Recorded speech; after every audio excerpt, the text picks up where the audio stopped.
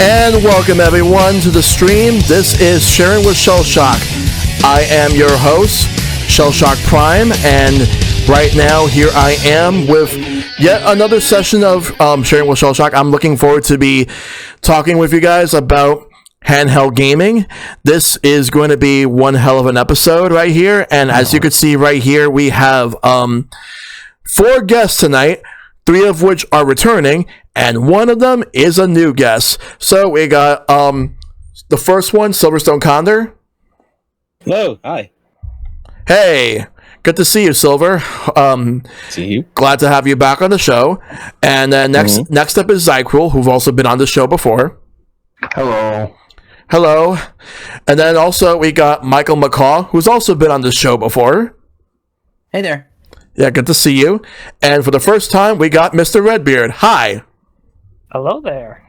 Welcome. It's good to have you on. Welcome. So, tonight is all about handheld gaming, where we have like multiple handhelds that we've grew up with. Like, for example, like the game from the Game Boys to the Game Gears to the Neo Geo Pocket Colors, Game Boy Color, Advance, PSP, 3DS, DS, 3DS, and even stuff right now like the Nintendo Switch, Steam Deck, Playdates, and so much more. We got a lot to talk about tonight. This is episode 29 of Share with Shellshock, Handheld Gaming, and we are going to discuss everything there is to talk about regarding handhelds. But first, before we even think to do that, let's start off by talking about ourselves. So Silver, since you've been on before, remind everybody, what type of content do you do? Jeez, that's a loaded question. I do all sorts of content. Well, not all sorts of. I play video games and just like talk about them for like 3 or 4 hours a day, almost a day. But I play mostly Nintendo and PC games. I do a couple commentary streams in there.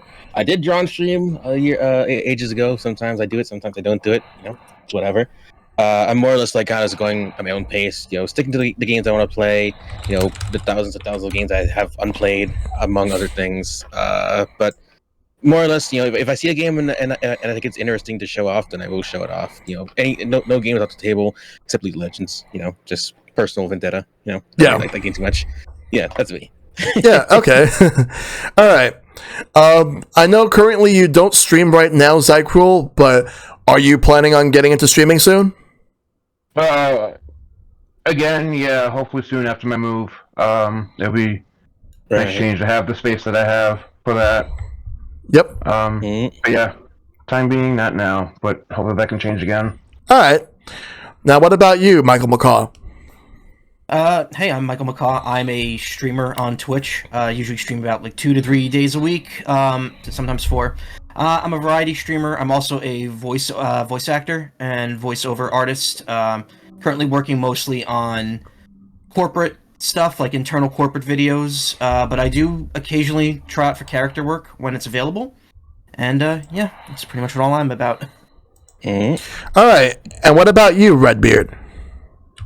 I am mostly a variety streamer. I play a lot of games from Nintendo, PC games, PlayStation games, but majority I play is JRPG games all the time. I mostly am doing thing as well is doing the backlog deal. Remember, backlogs never end. That's what I always say. But tonight we're not going to talk about backlogs. No. That's going to be for another time, for another day. Tonight is handhelds. So right now we are going to talk about we have some different topics. We have both topics that I've prepared and topics that will be from the community, which the community questions will be towards the end. So, what was the first handheld that you remember seeing as a kid, as well as the first one that you own? Starting with you, Silver. Oh boy. So this one is interesting because like I grew up, you know, of course I'm a child of the 90s, grew up, you know, born in 93, grew up more or less before in the Game Boy generation, if anything. But the first handheld I remember seeing was in fact a Game Boy Color, I believe. This was, I'm pretty sure after, well, close to the beginning of Pokemania, pretty much. You know, it was on TV. You know, they had those meals. I think it was McDonald's or Burger King. I forget which one. and like my sister had gotten a Game Boy Color, if I remember correctly. I can't tell if it was one or two, but like I remember that she had like two separate ones. There was like a lime green Game Boy Color that she had, and I forgot what game she had on it. But I remember it being an Austin Powers game, I believe. Oh my god, I know what you're talking about too. Yeah, I remember that game because it's so old, it's crazy. But like that was like the first one I really seen, and then like she had one where we both like lived in Jamaica, the country. Like we moved from New York to there, at the behest of our mom. She got her Game Boy stolen, which really pissed me off as a kid because like I'd always like go to where she lived because we lived in separate areas in the country, and I'd go there and play her games. I want to play games. Like I don't have anywhere. It got stolen. I'm like, I was so mad. I legit like wanted to beat up the person who did it because like I was like, again, this is 8-year-old me stomping around the mean streets of Jamaica. Wanted to beat someone up. Like you stole my sister's Game Boy. I'm gonna kick your ass. I'm 8 years old. They're gonna probably kick my ass. So it wouldn't be until I want to say 2004, 2003, I'd say, because my dad worked in New York City. He worked in Rockefeller Center, which was right across from the Pokemon Center NYC location before it became Nintendo World, obviously. Yep. Before the transition, it was all Pokemon stuff, and so my coworkers, they'd always like. The coworkers, my dad's coworkers would always dote on me. They'd always like buy me gifts or whatever. So one day I got to go down to the Pokemon Center, and they're like, "Hey, if you see something they like, pick it out. We'll get it for you." And lo and behold, at the time that came out was the Pokemon Mini.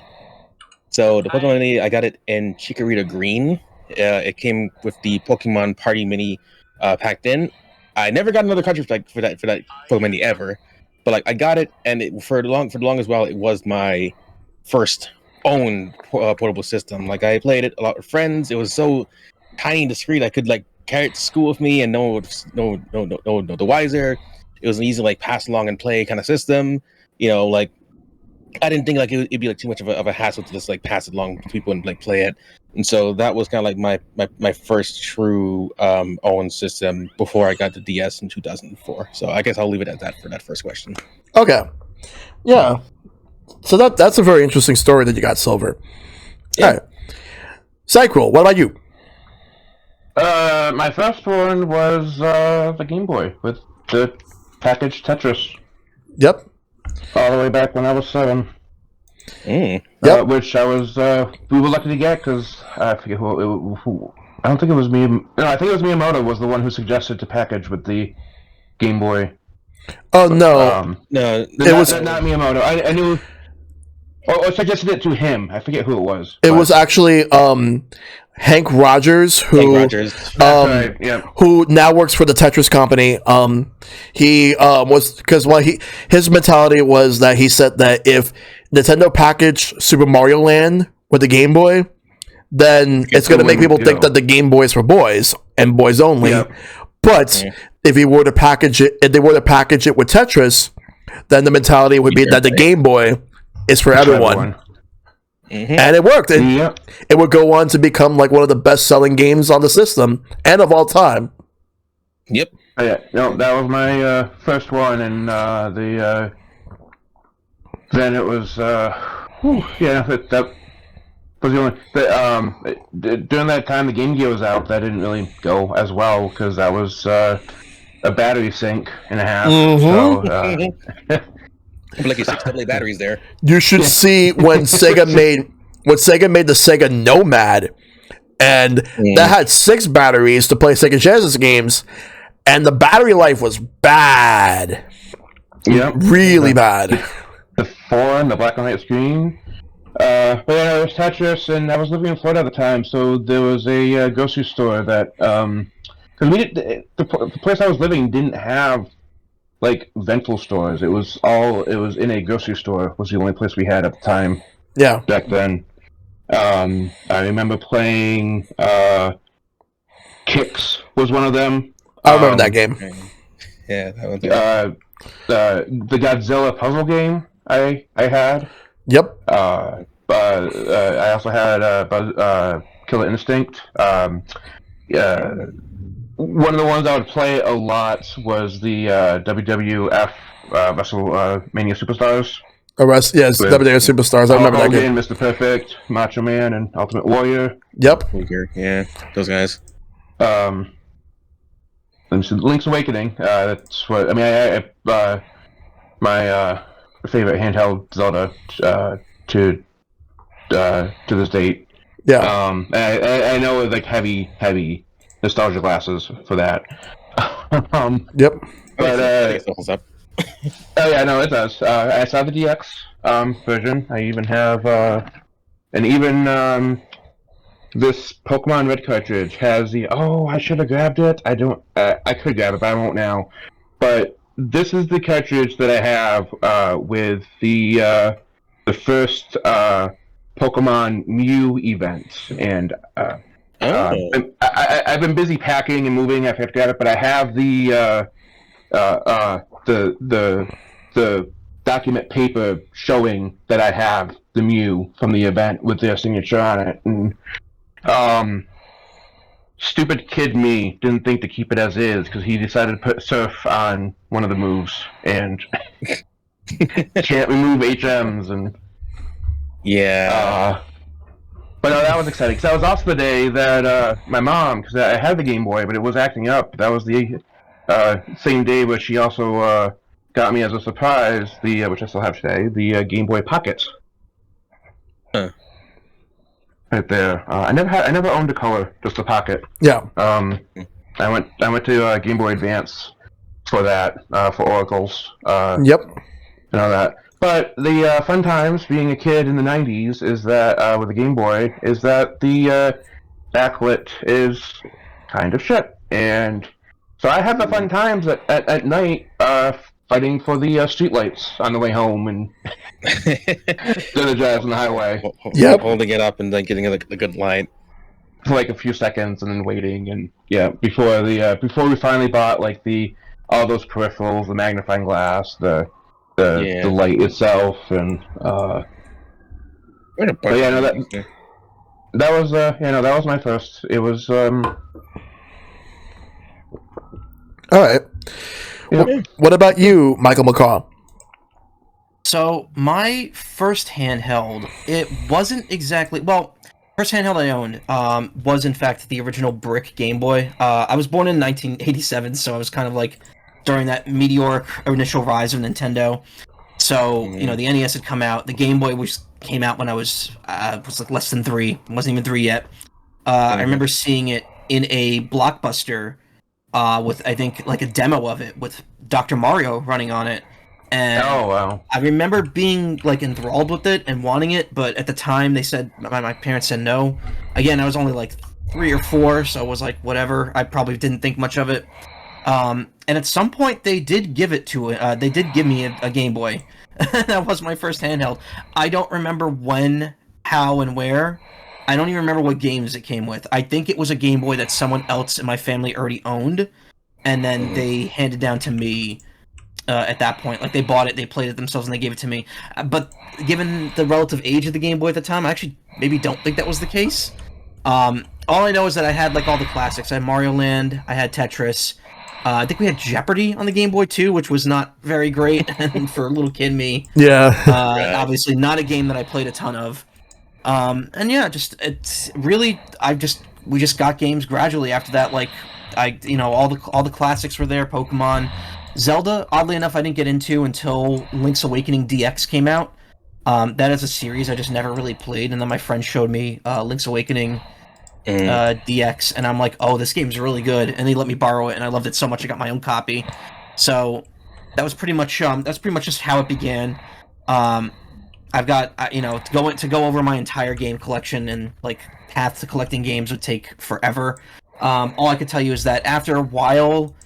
We gave that brick Game Boy to my late aunt, and as a replacement, my brother and I got our own Game Boys, which I still have that one of. I have my clear brick Game Boy, which is still one of my favorite systems. I know it's kind of big and unwieldy compared to what's out nowadays. I still have Kirby in here for some reason, but that was my first own video. Like in terms of owning a video game console for myself.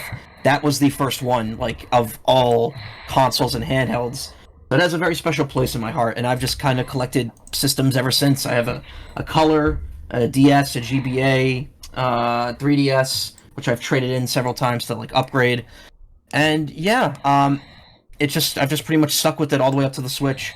One thing actually that I didn't say this because it wasn't necessarily mine. My aunt also had a Game & Watch, which actually I was going to grab and I forgot to. It's right here. This was probably the first handheld game I've ever played.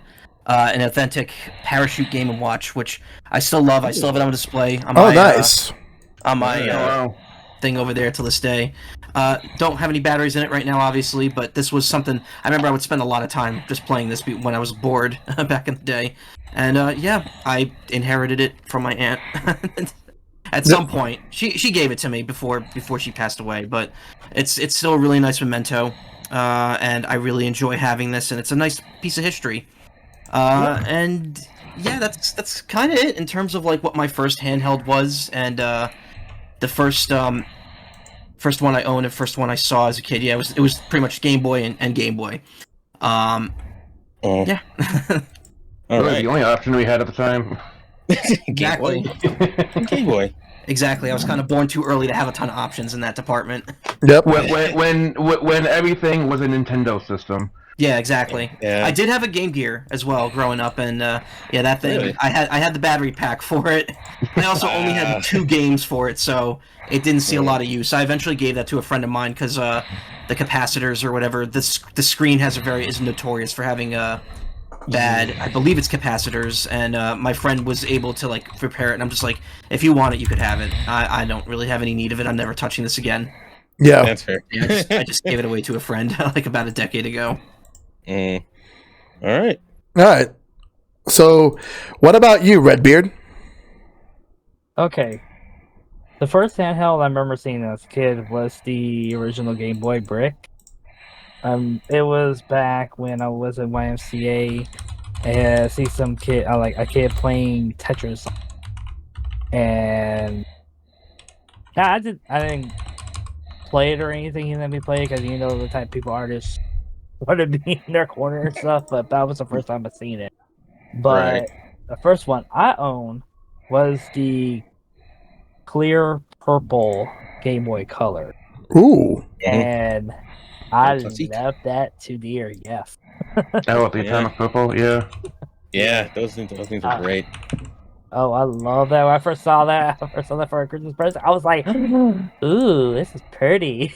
Yep. And like the first game I got for that was the Pokemon Red. And man, I put so many hours in that game. I remember doing, before Pokemon Stadium came out, where you could transfer all your Pokemon in there. So many restarts I did in the game, to which erase all the Pokemon. Wow. And yep. So it was like trying out like all the other types, see how it works, and doing the game all over again. Yeah. Right. Yeah. Yep. It was a lot. Plus, then I got the Pokemon Gold version came out. Same thing again. So many hours. Those 2 games I put so many hours in. Yep. Yeah. I was limited games when I was a kid, but to my mom's knowledge, it keeps me occupied. Yeah. Yeah, like honestly, like the best thing about like handhelds in general is the fact that it just made us like just not only occupied but also to just keep us out of trouble. Just whenever things would happen outside, like because I would always prefer just coming home playing like on my Game Boy Color back in the day and playing a lot of Pokemon. Just so many memories with them. But now it's time for me to talk about my own history real quick. So, I was going to get a Game Boy back in the mid-90s. It would have been like, I think it was like 1995 or 96. I was going to get a Game Boy. My uncle had one. We were going to get it, but it just wasn't working. So we decided to just go to a local Funkoland, which back in the day, GameStop did not exist. It was just Funkoland. We had that. We had Software Etc. We had Babbage's and all that stuff way before GameStop was even a thing. Yep. KB Toys. KB Toys, Electronics Boutique. But yeah. Toys R Us, yep. Yep. Anyway, so the Funkoland I went to, we wanted to test something out. We decided to test out Kirby's Dream Land, the first one, and it would not work whatsoever. Like, it would not go past the Nintendo logo, and that was it. Like, so I didn't really get a Game Boy then until December 31st, 1998, New Year's Eve that year, because my mom wanted to get us a Game Boy. And the reason why we got a Game Boy that time is because a certain video game series just came out in North America and was starting to take the United States by storm.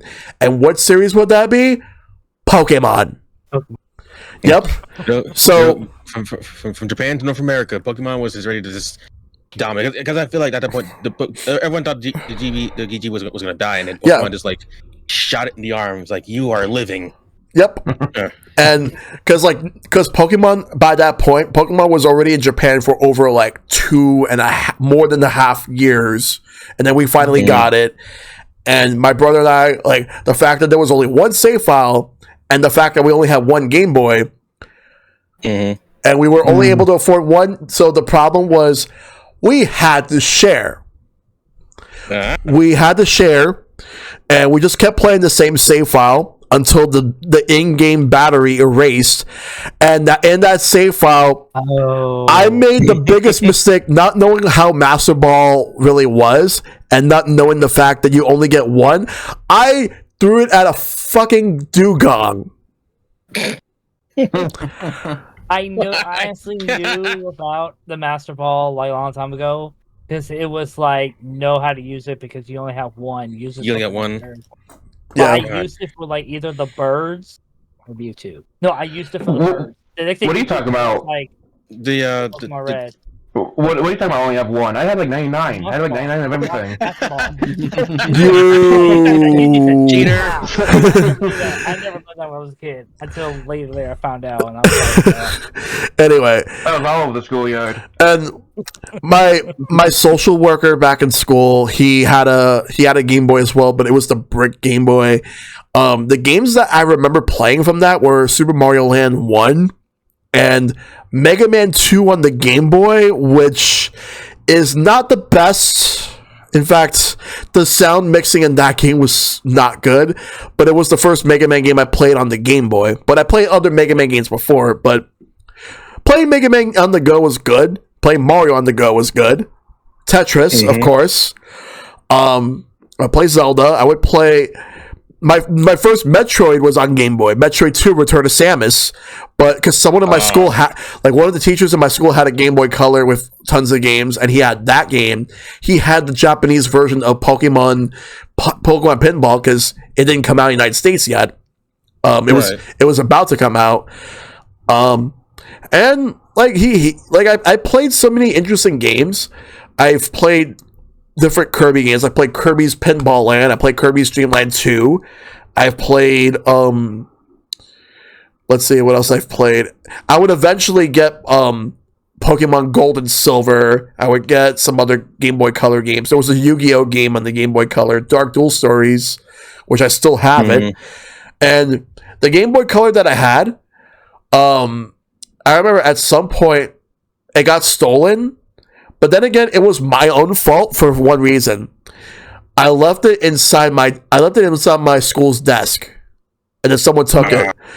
That was a lesson I've learned, and I've never done it again after that. I made sure to always keep it in my pocket.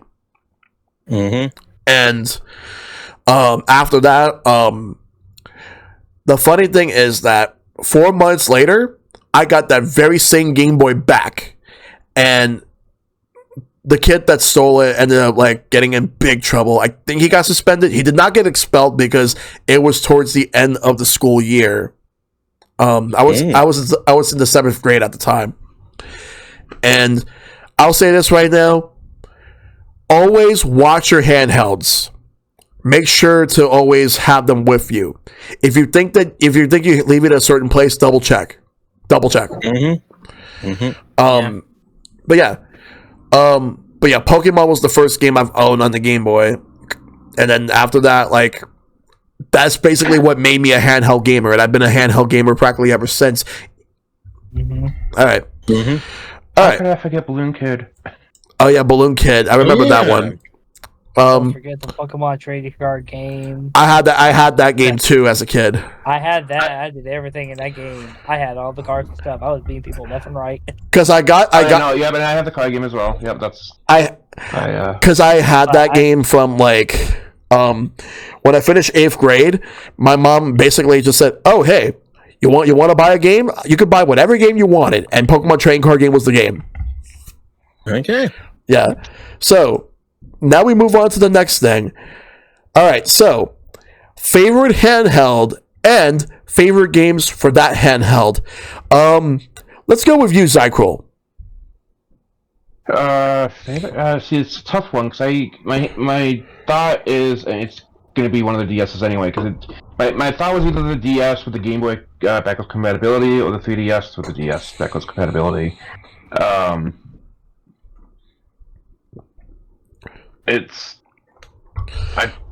would probably go with the 3DS because as much as I like the Game Boy Advance, there weren't as many. I had a lot more of a library for the DS and the 3DS. Yeah. For what I like, because I had. Let's see, I made a list. I don't know if it's the DS or not. Because I had the Brain Age. I had 999, Professor Layton, Fantasy Life, which now I'm waiting for the new one to come out and hopefully this year in the States. Right. And see, this is what makes it tough because the Spirit Tracks. Yeah. Zelda, yeah. Though I know it's not really a common series, but though I don't own the cartridges, I have played them. Is the Tingles series of like Loopy Land and all right, first you picked. It is original now. Yep. All right, because they only come out in Europe, if I remember correctly. Yep. Trying to shoot. I was not as prepared today as I wish to have been. There was Metroid, but unfortunately I couldn't really play it because the way they had the I have big hands, and the way they had the button layout going, it was cramping my hands on it, and you unfortunately can't. Nintendo just loves not to give you the option of changing the buttons around. Yep. Yeah, no rebinding allowed. So unfortunately, I still have yet to play. I think it's the Metroid 2 remake. I know. With Samus Returns. Yeah. And unfortunately, one day I'll play it again.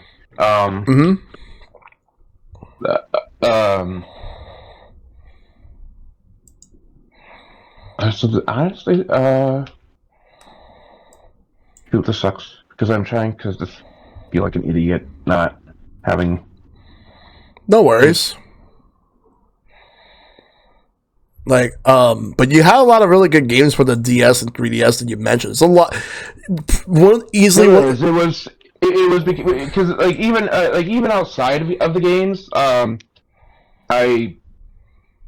don't even know how much I spent on it, but it's more than I would probably like to admit is on the arcade badge. Yeah. Badge Arcade. The Badge Arcade. The Badge Arcade. I have so many of the badges on my screen for that. Yeah. I didn't really play them, but I mostly had the. So I mostly played the 3DS when I was at PAX with the Street Pass and all that. Lounge. Yeah. Yeah. At the Handheld Lounge. As I during my shift and off shift. Yeah. But yeah, no, I would probably have to go with the 3DS because, like I said, the DS and the 3DS have a solid library and the backwards compatibility helps. But it's not to say that the Game Boy Advance doesn't. It's just it just helps. Just made it more there. Yeah. Right. Okay. Yeah, because the DS and 3DS easily have one of the best libraries for any handheld, and you pick some really good games out of that too. What about you, MichaelMacaw? Your favorite handheld as well as your favorite games for that handheld.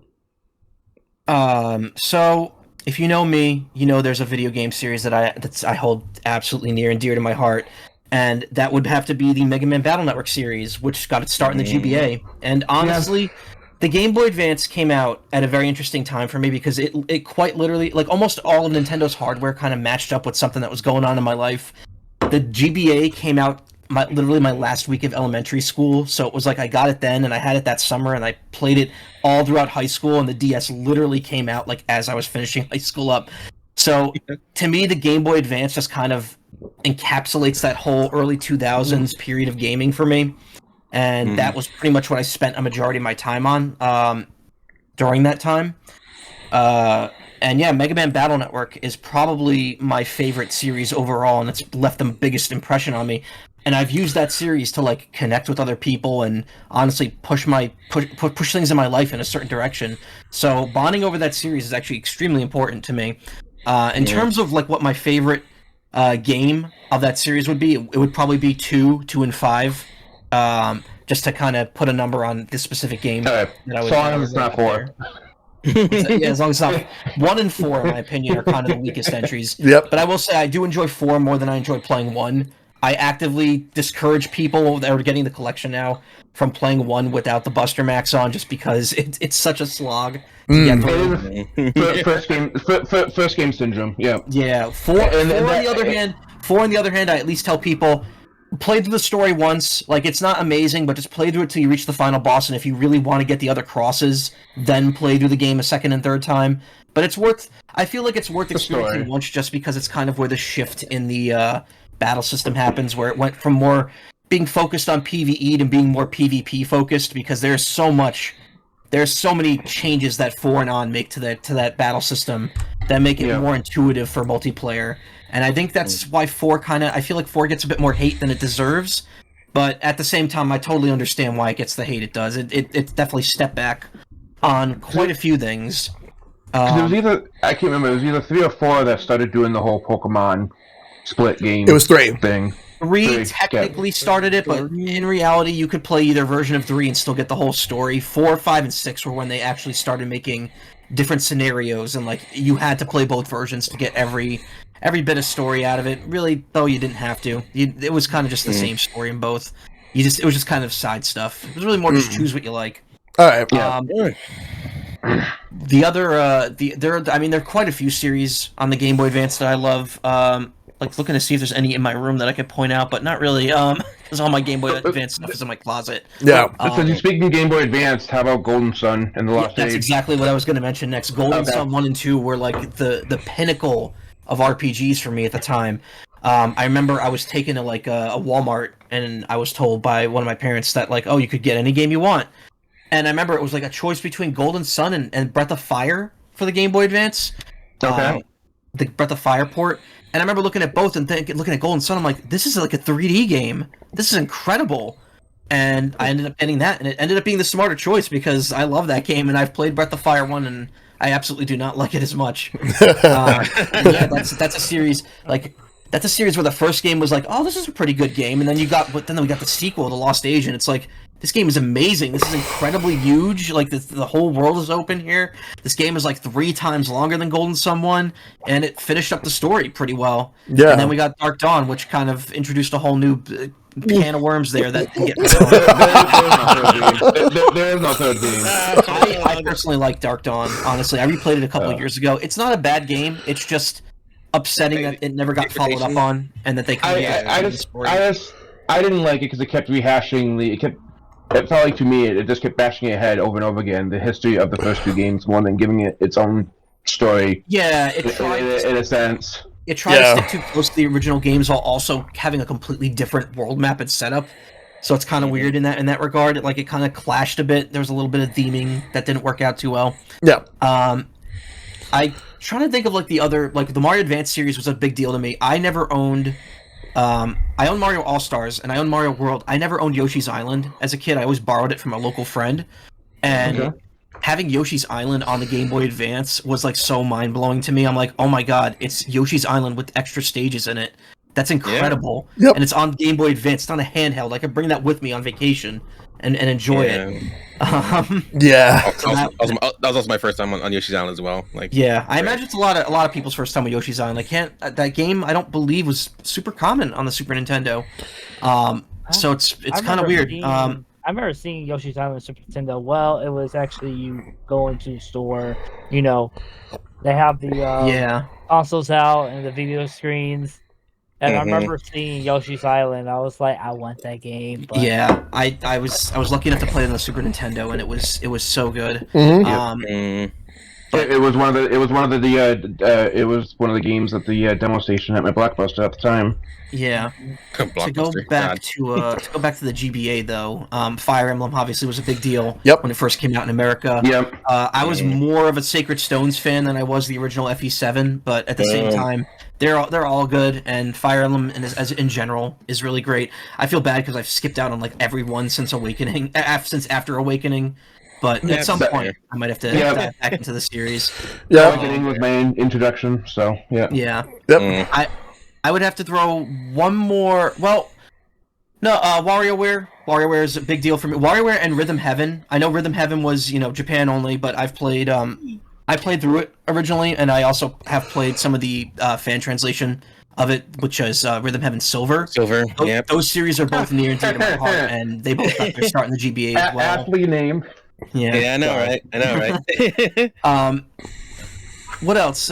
Game Boy. Oddly enough, the Game Boy Pokemon games were kind of my least favorite of the series. I really liked the Gen 1 remakes, but Ruby and Sapphire kind of felt like a step back to me because it didn't have the day and night cycle. It only had one region. There were some aspects of it that I didn't really like, especially since it was kind of a reset for the series. I actually enjoyed it less than I did Gold, Silver, and Crystal. But I mean, I still played the crap out of it. I still have like probably dozens of hours in that one, and dozens more in Heart Gold and Soul Silver. Wow! Fire Red and Leaf Green. Sorry, I have those remakes are my favorite, so I have them always on my mind. Yeah. And then I think the last like special kind of shout out I'd like to give, and of course this is a game that we know this had a long history of not being in America and has a long road of being fan translated and being released on for publicly on the internet. And that would be Mother 3. That game is heart wrenching. Like I love the Earthbound series, and that game is it's kind of like one depressing thing after another, but at the same time it's just so like hopeful as a game, and it's so charming. And I really, really hope we see it in an official capacity someday. I hope so too.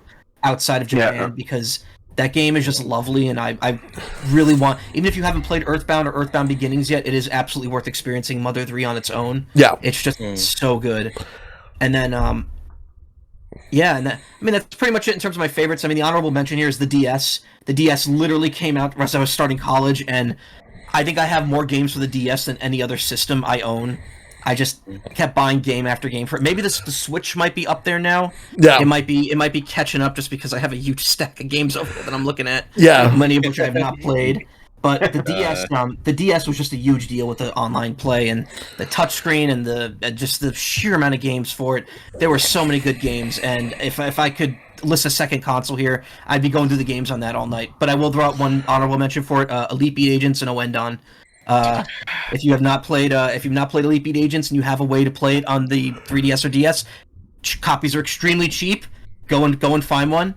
And if you like it enough, go and import. I don't know where we are on the screen there. Go and import the Japanese games too, because those are amazing. Like all three of those are absolutely incredible. Yes. Yeah.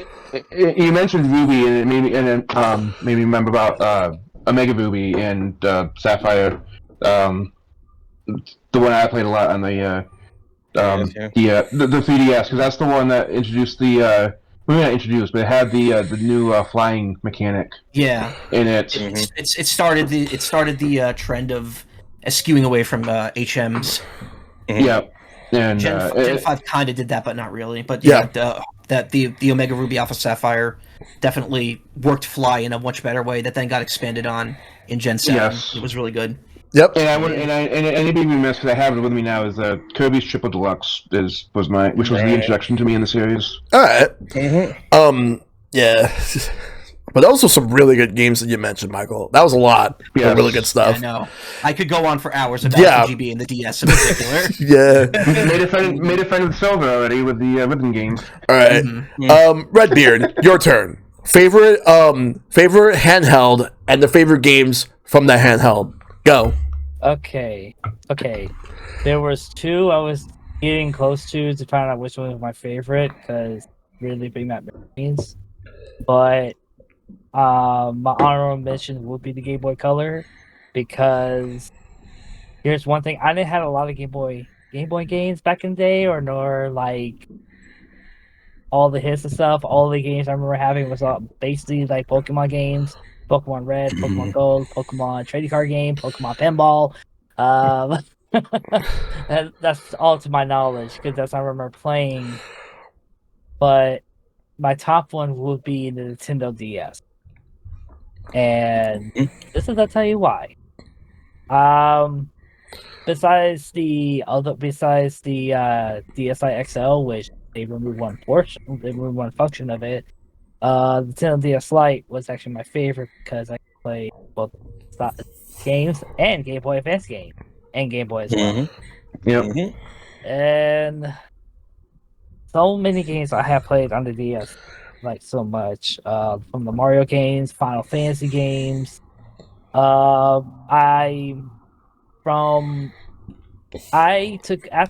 Pokemon Gold, I took a big break from all the Pokemon games, which I did miss out on Pokemon Generation, which came on my Game Boy Advance. And I jumped back on Pokemon Platinum, which was, I would say, not devastation, but that game was really kicking my butt. And I was surprised for a Pokemon game. I just came back and I was like, whoa, wait a minute. And that one Mitchell boss that like could give you bad memories. You hear her hear her. Distortion Zone. Can't forget that. Oh God. Yeah. When I had the DS, I was like, I want to play both a lot of games I never to play. Majority it was the Final Fantasy games that I never played. So I started buying all the Game Boy. Well, wherever I can get the Final Fantasy Game Boy Advance I have. Final Fantasy 1 and 2, Dawn of Souls, Final Fantasy 5, Final Fantasy 6. Final Fantasy Tactics Advance, I kind of gave up on the game because it was just not working. I did any game I get, I play through it so much. I'm not sure I remember all the games. Don't remember for DS. Mario Kart DS. I played that game. Oh my god, that game plays so much. Final Fantasy 3. I thought I was ready for the final boss, and that final boss kicked my butt so much. Yeah. I grinded so many hours, and it was just like, okay, I'm ready, dead. No, you ain't. Yes, but mostly I would say this as well because I am a fan of pixel art as well, and playing the Game Boy Advance on 3D DS, I love the pixel art so much, including I got more games in the DS as well. I got 4 of the Dragon Quest games on the DS. 4, 5, 6, and 9. And nice. I love the art. I only have played through 1. I have played 4 or 5. Haven't got to 6 yet, but I'm working my way. Yeah. And let's see what else. I think the majority on my end here. Like, that's most I can think of my brain. All right. Well, again, DS, amazing handheld. Like so many great games that came out of it. Silver, your turn. Yeah, we're not gonna stop talking about the DS just yet, buddy. That's gonna let you know that right now. I was wondering how do I open this. So I guess like the first thing I'd show off is this. So this is like just a general DS carrying case. This thing, I love those. I want to say that this is at least 11 or 12 years old by this point because I got this with my DSi. I forgot how I was carrying my DS beforehand. I think I got this crappy like Intech carrying case for my old fat DS. And then eventually I got the DS Lite, and then in here actually currently is, I think it's still in here. Yep, it's a little bit mangled, but like my old Nintendo DSi. So this was like a big that color. I got yeah. this color. Nice. I went to Only Walmart. DS I don't own is an eye. Yeah, well, and I was went to checked in. Walmart to get that color, and this is the color they had. I was pissed, but I was like, Yeah. I'll take it. So I have Robots the game in here. Like if anyone remembers that old movie Robots. So yeah, the DS was pretty much like my platform. Like again, because like the Game Boy Color, obviously like my sister had that. She stopped playing a lot more portable games after that point. She had a PS2. My dad had it before, which was passed down to me. I played console games a lot then, but like I wasn't really like a full on say console game. But like I was always like just like for me the DS was like an obsession because like I remember this very well. It was the very first time I got cable hooked up in my home. Again, lived in Jamaica, not much that really comes by, but we got cable that year, which was like phenomenal. You know, I was stuck with like local access television for like so long. So one of the first things I remember watching was G4 TV, and yeah, X-Play. And well, not just X-Play, but it was this is before. Well, it was I think it was still like Tech TV. Yeah, Tech TV, Saver, and all that. Yeah, that era. Yeah, very well because it was the launch day of the DS, and so what they did the whole day, they had the thing in dual screen mode. On the top screen, they played off the different programs, and on the bottom screen, they had nonstop trailers for the DS. They went every single like launch game for the DS, and I was just like, what is this thing? You know, I didn't know that this existed, and then I remember like calling up my dad like that night, or I think it was a couple nights after. I was like, look, like, hey, like, you know, for Christmas that year, can I get this thing? It's called the DS. It came out like today because it came out like November 21st, 2004, and I'm like, Christmas is coming up, and I'm like, Christmas gift right there, mine. Buy. And he's like, sure, you know, like, you know what, like he's like right by the freaking store. You know, he's right by the Nintendo store. He can like pick it up easily.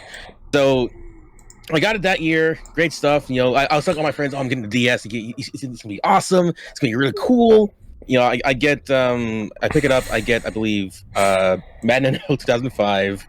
I get Spider-Man 2, and I believe I had a third game. I think it was like Yoshi Touch and Go, but I don't remember. I don't think I got Super Mario 64 DS till like later. But like what happened that Christmas, literally 2 days before I did a fly back to Jamaica, because I was back home in New York, just like, you know, on holiday. My nephew spills orange juice on it, and like my face just like was like a pale white, and I'm like, he's like 3 years old, but I'm like, what did you do? Why? Like, I gotta tell my dad it's not turning on, it's not working. I got your replacement. I'm like, my dad was like mad, but like I was like crying on the phone, man. That's like one of the rare times like when I was like that age and like crying like openly, because like, you know, I'm a big kid, I'm a boy, I don't want to cry out loud, you know. That'd be tough because like my brother's like watching, he's like, oh, stop crying, you're tough guy. And I'm like you spilled orange juice on my DS, and I told my friends in Jamaica I'm bringing the thing back with me, and for like the next like 3 months I've been like accused of being a liar, you know, because like I've told all these kids on the school ground, hey, I'm gonna get this thing. Oh geez, it was humiliating. Like I'm like I had to wait for like another like 4 months until my mom flew back down and dropped another DS down with me. But like then I got a whole like suite of games, like, and I think most of them are still in here to this day, you know. A couple games in here, you know.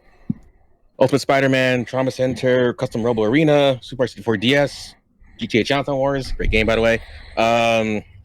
More games in here that I have that I honestly forgot to take it out. Tony Hawk's Proving Ground, Pack and Roll, Brothers in Arms to the DS. I forgot that existed. God, there's like so many games on the DS. Like you said that you bought like a lot of DS games. I got like a ton. Like, dude, games that were like great WWE games. I had a freaking I had a freaking like Ubisoft my French teaching app, I guess, because like my French coach, whatever. I still have old like shitty ass like screen protectors in here too. Like I had like the stuff if anything, and also in here I think there's like there's like more DS games in here. Oh shit, yeah, little games in here too. Like right, the worst DS game ever, Need for Speed Most Wanted on the DS. Don't buy this game ever. Oh no! Another on the DS, the PC version. Which one? What were you gonna say, Redbeard? Another worst game ever on the DS. Final Fantasy 12, Reverend Wings. Do not get that. Oh, Really? jeez. Really? What do you think about that one? I heard some interesting things. I have a weird bad game DS game that I actually really loved, and I'm sad I sold it for like I guess like $5 at GameStop. WWE SmackDown vs. Raw 2008 on the Nintendo DS. It is such a weird little game.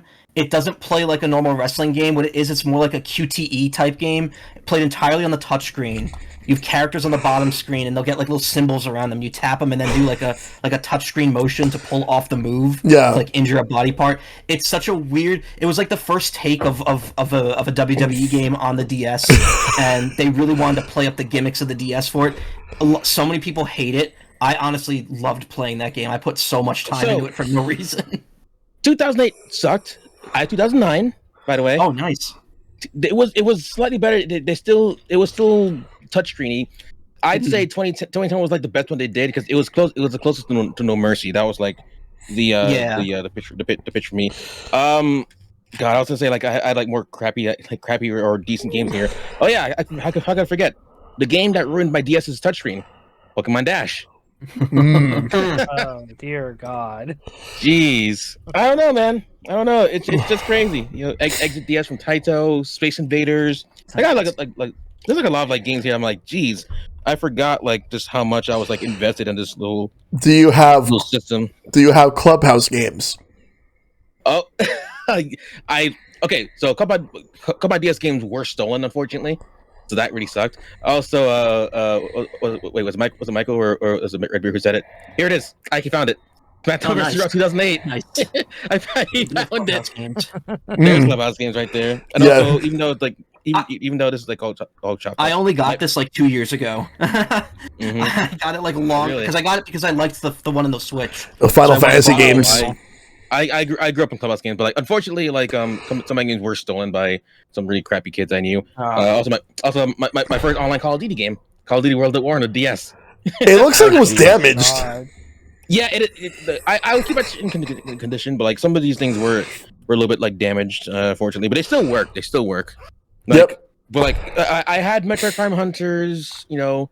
I had First Hunt. I had like the full game. I had Nintendogs. I had there were a couple games I remember having, but I remember they were either stolen or I lost them because like again I didn't have a really good like until like before I got this I had a really terrible way of like saving my games. Like I had to keep all my boxes and shit like that. You know, the DS is like just a really phenomenal handheld for many reasons. Like I had so many games. I could look at the game and see like history. You know, this is like my 3DS case, but like I also have like you know Pokemon Platinum, Rhythm Heaven, New Super Mario Brothers. Beat Agents, Kirby Superstar Ultra, Zelda Phantom Hourglass. You know, like every game has like a general history. Like when I got the DS, like I remember this very well. I wish I had the book still, but like it's lost somewhere in like my old like house in Jamaica. I remember like in the back of like a notebook, I would write down like this detail of the DS. You know, when's it coming out? How much is it going to cost? What are the launch games? What games are going to come out over the next year? You know, that's like more or less like hand delivering like a list to my dad saying, here, I want this, and this. Watching, you know, listening for the reviews, having to deal with like all the kids who saw the PSP and thought that was like better and the DS was shit. You know, my first true console war was DS versus PSP. Like like that was like the first time I understood the term of like console war. Like where you're either Nintendo or you're Sony. You know, like that was crazy. The DS to me was just like a powerhouse system from like 2004, 2005 up to like, you know, I think 2011 when I got the 3DS. Yep. Like it was just great. And then the DSi, which I'll talk about more about later on because I know there's other questions that Shell has that will feed into that, like which I'll talk more. But like the DSi was also like just a big thing because like I was huge into DSi and around that time I'd say that was when I was really getting to like be in tune with the internet. understanding like social forums, a lot of like YouTube, a lot of stuff like that. Like 2008 was like kind of like my coming out year, and like the 2009 was like when the DS came out, and I was like, hey, here's my easy way to like understand internet stuff. It was like the coolest thing ever. Also, I didn't hate PSP, by the way. Like at the time, I didn't hate it per se, but like it was one of those things that was just propagated by kids, because we know better. But I remember very well that like I was like the kid on my high school campus who had like all the great DS games. Whenever there'd be like any sort of like sports day or whatever, like it's like free, like dress up whatever. I bring my DS. I have like the cool download play games. Like hey, like you bring this game to so and so because like download play Mario Kart DS. Obviously, eight people going nuts. There's a great story I remember telling Michelle where like it was assembly. This is 11th grade in high school. We were all bored as shit. In my old school, like there's like an upstairs part compared to like the bottom stairs, and the bottom stairs usually is like crawling with teachers, walking around just make sure everyone's like all behaving. Upstairs was like lawless as hell. So we were all up there. I pulled up my DS. I'm like, yo, who's at the DS? And everyone's like, yeah, I got mine. I pulled up a game of Mario Kart DS. Everyone's like connecting. We're all having a great time until someone gets really into the game. And like he gets hit by a blue shell, he's like shit, and it echoes through the hall, and I'm like, oh, everyone's like hide, away.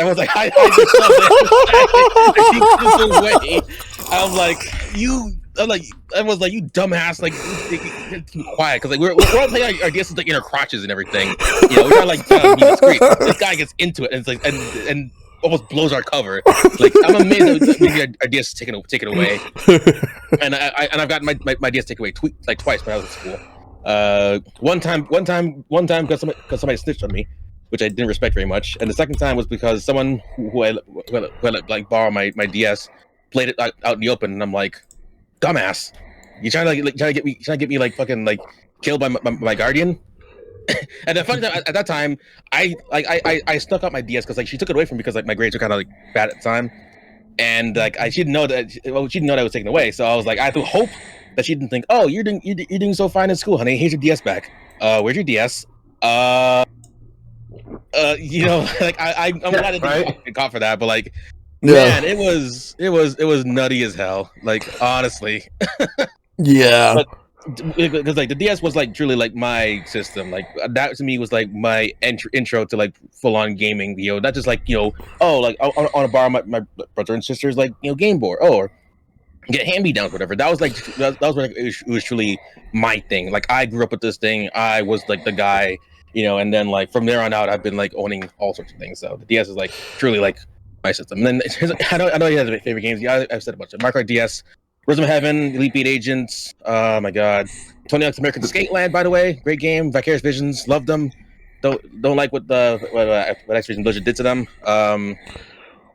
There's like a lot of just like phenomenal games on that system. I can't read them all. This is a smartphone era. I know, and also like for emulation, like the number one emulated system I do is DS. Like especially when it's in a Steam Deck, like dude, it's a wrap. Yeah. Oh, yeah. Oh my god. Yeah. Don't let people borrow your systems. They will get you in trouble. Yes. Yeah, no. Get in trouble. Yeah. Yeah. I've seen it a lot over the years in different schools. But yeah, that's the DS is easily one of the greatest handhelds ever. And it turns 20 next year. Yeah, next year it turns 20. Yeah. Oh. Yeah. This is the one I'm pointing my cane at it. It's just. I was in my senior year of high school when it came out. I was just about to enter high school. Wait, were you saying right? I actually left high school and I got the DS and like. No, dang. I was just out of high school. I've been having the DS since high school. I was about to enter high school. Yeah. I remember because I was playing the new Super Mario Brothers on the DS game. And I remember when it came out, I was still in high school. Yep. Right. Yeah, it was. Yeah. And it was like later years I got back into Pokemon after graduating and stuff. And I had this DS for a long time, and look what happened. The hinge is broke. Yeah, that happened to mine as well. Oh, geez. So the DS, the fat one, like for me too. Hinge is broke. Yeah. I'm looking for shell replacements just to fix it. Yeah. Yeah, because I would like to make an honorable mention to my PS2 as my other portable because that was the system. Well, no, it was this. It was the when I bought it and owned it. It was I brought it every day to my high school to play in computer class if all the computers were full. I mean, Okay. that's fair. That's fair. All right. It was horrible enough. Anyway, It was horrible. It was really less heavy than the Xbox. Yeah. Yeah. Download play was like the best, man. That was like truly like peak gaming, multiplayer gaming for me. yep. So for me, my I have a few favorites, but mine's pretty much going to be cheating and also kind of recency bias. But my favorite, yeah, it's a Switch. Whoa, recency. Yeah, I know. Steam Deck there, Silver. Yeah, Steam Deck Silver. Oh, shut up. Hold on. You give me, I got it. There. Boom. Yeah. Yep. Oh, Yeah, so the thing about the Nintendo Switch is that there's just way too many games. Like, you talk about having a big library for the Nintendo DS or 3DS. Right there, I have more. I have like a huge stack, and to the point where I had to put up another I bet row. you there'll be some of the worst games on the Switch. Switch in there. A lot. Just be glad they're that thin, because just remember in the '90s how big the boxes were for PC games. Oh yeah, I remember those. Remember when? Oh yeah, digital. My digital library is even bigger than the physical library. Yeah. See, for real. like Ridiculously large. yeah, like I have so many collections on Switch as well. Like for example, I own I pretty much own. I have a large collection on Steam. I own. No, jeez. I own like every like all the collections that I have, the compilations. I pretty much own a few from Bandai Namco, a few from Sega. I pretty much own every collection, like every compilation on the Switch that was actually done by Capcom. I have like all the Mega Man games. I have like Legacy Collection, X Legacy Collection, ZOZX, Battle Network. I got them all. If they were to make a Legends Collection, I'll get that. If they make a Star Force Collection, I'll get that. Konami put out those Castlevania, Contra, but the best collection they've done, in my personal opinion, is Ninja Turtles. I know I love Ninja Turtles, but yes. Oh yeah. But Nintendo Switch, the thing is, I do play handheld on this thing a lot. Like, yes, when I'm home, especially during the pandemic era, I was mostly on dock, but I was on handheld as well. Whenever I go out, whenever I want to play like Animal Crossing, whenever I want to play something like any of the 2D games on NSO. Yeah, Hyrule Warriors is a big one. I got Animal Crossing, but I dropped the game because I couldn't get into it until months later. One of my friends just like joined me, and we're just like, "Hey, you can just do this and this and this." I was like, "Yeah, crap." I like games like that, but Animal Crossing I can never get into for some reason. New Leaf was better to me personally. Yeah, but like, here's the thing. Here's the thing about this. The Nintendo Switch meant so much to me because when Breath of the Wild came out, I was not in the best time. I was going through a really bad personal life event that was I just really need to get out of. But Breath of the Wild was there for me. Like I was playing that. That's why I hold that game to a high regard.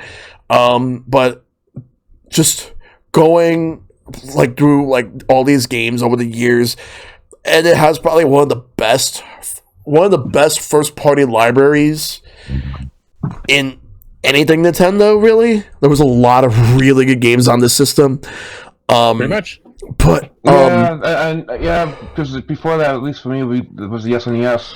Yeah. SNES was up there, but in terms of actual handhelds, like because Switch is a hybrid, but I count it because you can play it handheld.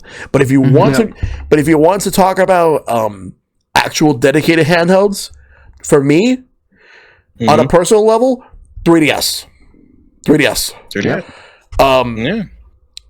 And the thing about the 3DS is the fact that it changed my life. I met so many really awesome people, like you, Silver. Like, and we're going to talk more about that later on. We will. But it has a really good really good first party output. Sure, on that there were some Nintendo IPs that skipped the 3DS. Yeah, like we got a lot of stuff. We got Mario. Like they decided to do like a new and original 3D Mario game in Super Mario 3D Land. Which doesn't get enough credit. It's actually a really good game. You have Mario Kart 7, which, in my personal opinion, has the best Rainbow Road in the series. Like, absolutely, the one with the moon. The one with the one with the moon. Yeah, but with the racing game, I almost got a little frantic of playing 3DS games because of how I would mess up the button. Yes, I was being really careful with my console with the 3DS because playing so much of games. Like the Mario Kart game, where you had to hold that button to Because don't get me wrong, like it was just like or Smash with the circle pad. Yeah, Smash. Oh, I do not. I saw Smash. I was like, no. Yeah, like it tells the abyss on a 3DS port. I was like, no. But like I did an 85 hit combo on the PS2, and I was like, I am about to destroy my 3DS. All right, so here's the thing with Smash on the 3DS. I remember like about at least 2 weeks before the game released, Nintendo was releasing demos for those who were members of Club Nintendo. You would get 4 codes, one for yourself, and the other 3 you're supposed to share it with your friends. And I remember people going insane over that to the point where there were people who were trying to scalp those shit. But I remember they were releasing them in waves, and then though a lot of people actually got it. This was before Nintendo actually put up an actual demo, because this was around the time when Super Smash Bros. For the 3DS came out in Japan, while we still had to wait a few weeks.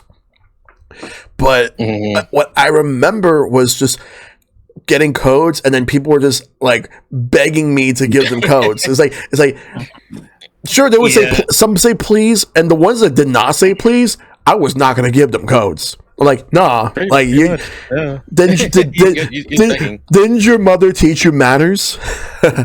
No, but can I have a code, please, bitch? No. But you just called me a bitch. Okay. But seriously though, Smash on 3DS was absolutely like fun. Like Smash Run, being able to just take Smash with you anywhere and everywhere. We had the very first ever like remake of Star Fox 64. Like we got Star Fox 64, we got Ocarina of Time 3D, which is an amazing remake. I could not get into Majora's Mask. Come on, 64. We had an original Zelda game in the Link Between Worlds. You're talking about the games in the 3DS? Yeah. Yeah, Link Between Worlds. We had Triforce Heroes, which was all right. That's a game, multiplayer only. I do not recommend single player. But I do want to go back to Mario Kart 7 real quick. What? Bravely Default. Yeah. Oh, how can I forget that? I could not get into Bravely Default. I had never beaten the game, but I easily spoiled myself to the boss music, and I was I want to get. I beat it. I was. I don't know how I can forget that one because that's up there. Me and my JRPG, I feel ashamed now. Anyway, go ahead. That's fair. Yep. But here's the thing I want to mention. So I know like we were talking about Mario Kart DS, but and I will personally say I do like 7 more, because here's the thing about Mario Kart DS that people need to understand. Mm-hmm. There's one thing about that game that ruined the whole game for a lot of people. For me, I still think it's a good game in spite of it. But there's one thing that ruined it. Snaking. Which I'm in the minority of, but because like there are people who like snake a lot in Mario Kart DS to the point where like it's hard to catch up to them. Even if you throw a blue shell, even if you use lightning. So I know someone asked me what snaking was. So snaking is the technique where you chain mini turbos together, in quick succession. And Mario Kart DS was straight paths, not curves. No. I think you can kind of start to encourage, but it's more for like straight like you're more like well, right, that's what I was trying to avoid. Is that you could do it on straight lines, which is what made it a bit unfair for everyone else. Yeah, because like everyone's like doing straightaways. Well, people were just like hitting mini turbos like literally every bit. Mm-hmm. I don't say it's close to flame hopping in 8, but like with DS, I remember playing online. Like I did do it at the time, but like that didn't hurt my hands because like my D-pad's getting like rocked every which way. Yeah. You know, like it was getting annoying, honestly. But snaking more or less like kills the online experience for a lot of people because like if you didn't know how to snake, you were not winning. Mm-hmm. Yeah, you were not winning. It was the meta of it was MKS. the meta. The same way how like Meta Knight was like dominating Brawl or like I remember that. My brother snaked a lot. Like he would always be like ahead. I only stopped out of like just like not that I didn't like it, but like it was hurting, and also I felt like just I wanted to do like just a clean fun fight. These people just they didn't know any better. Like I see them with like terrible like win-loss records, and I'm like, geez, like I imagine like all those like losses have been because people snaked in your matches. Yeah. You know. Yeah, but like, I always took it as a skill. Like if you could do it, cool. But at the same time, it's like you said, it ruined the fun. So it's at the same time, it shouldn't be.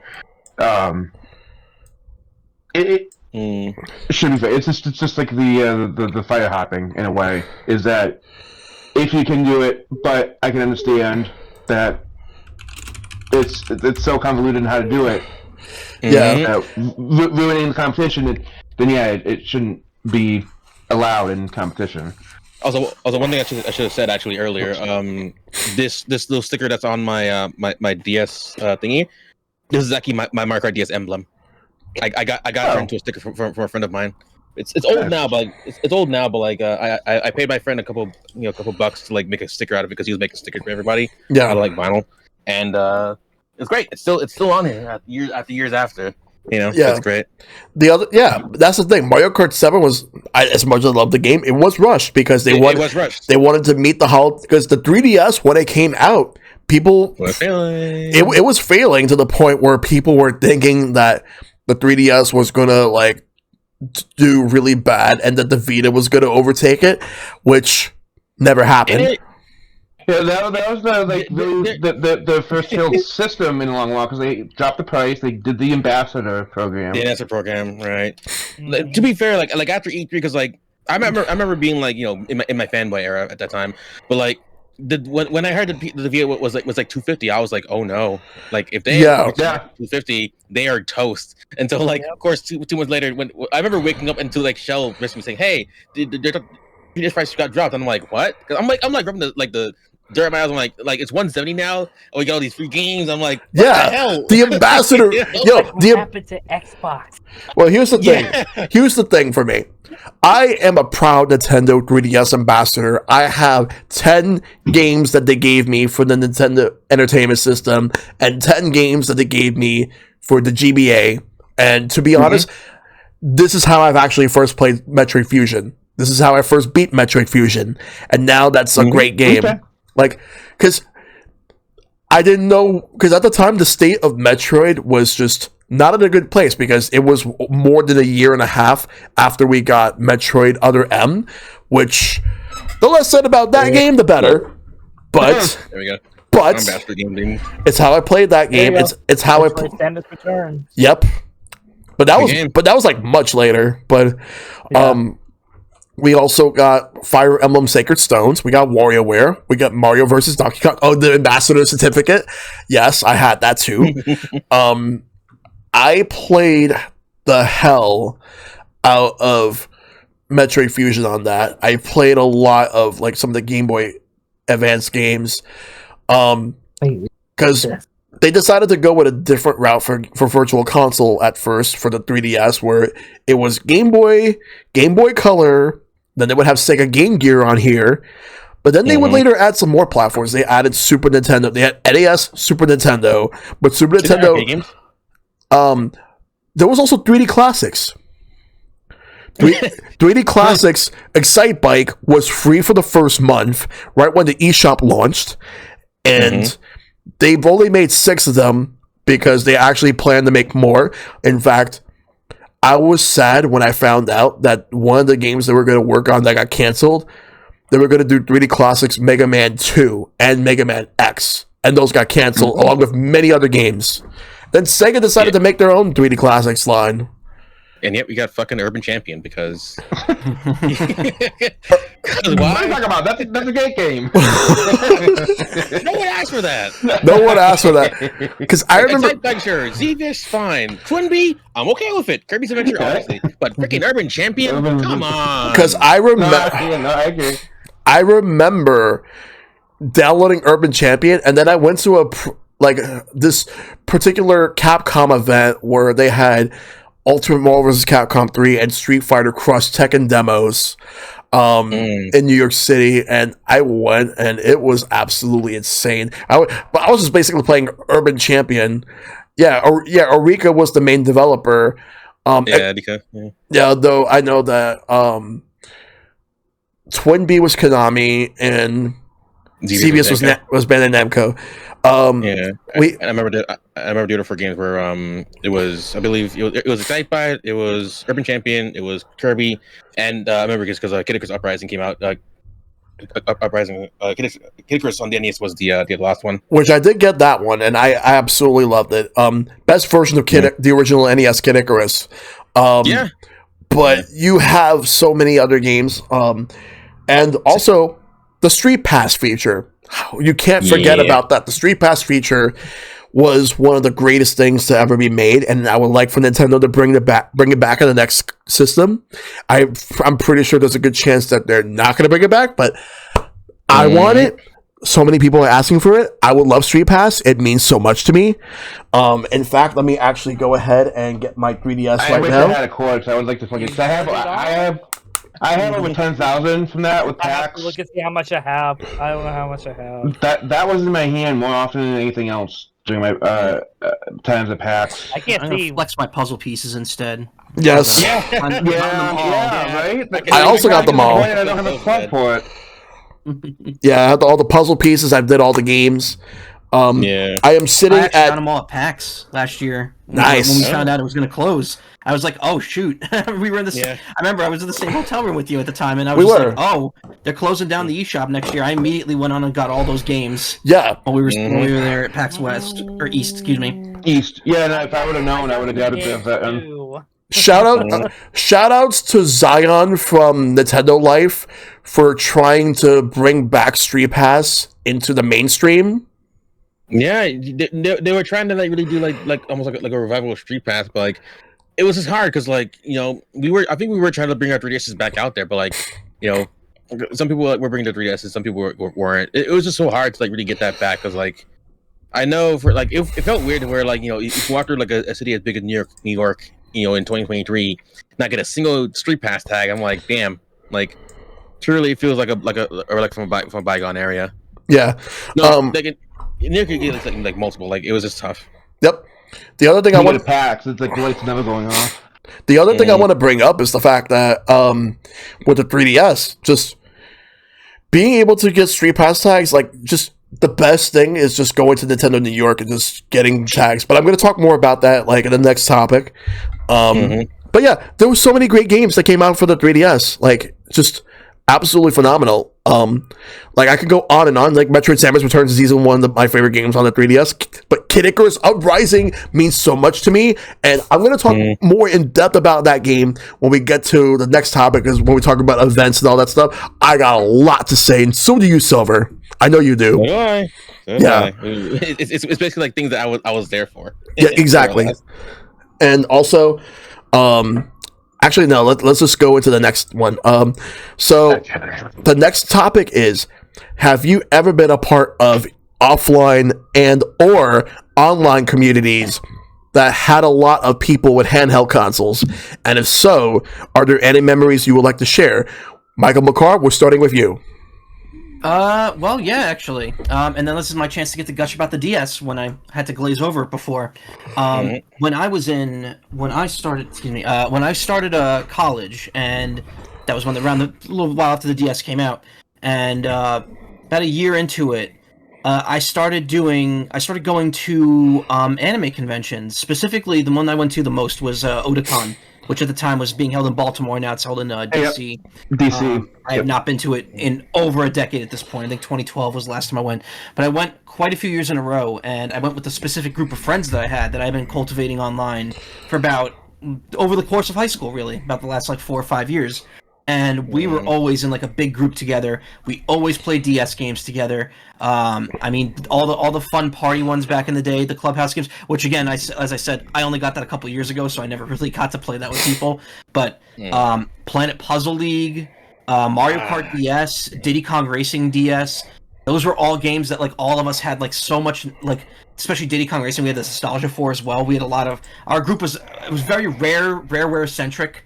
So we had a lot of fans of that. We had a lot of people like just bringing DSs with them everywhere and playing multiplayer. I think like New Super Mario Brothers, the original, which I know that the New Super Mario Brothers series kind of gets a lot of flack now because it was so repetitive. But that first New Super Mario Brothers game is still regarded as one of the best, and it is.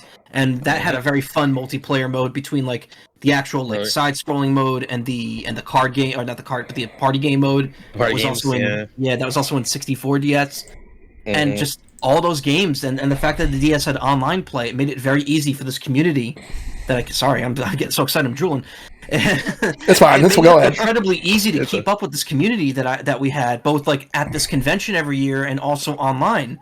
We had like big back when was it AOL? I guess AIM when it still existed. Yeah, AIM. AIM those chat rooms, Skype chat rooms.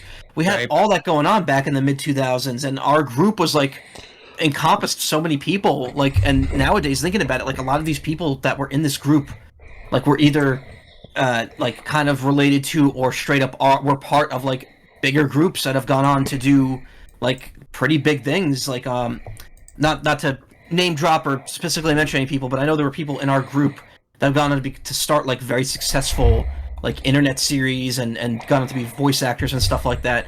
And it's really cool thinking back to how we were all connected back in the day through our shared love of DS games and just gaming in general, really. But like the DS in particular definitely had a large part of that.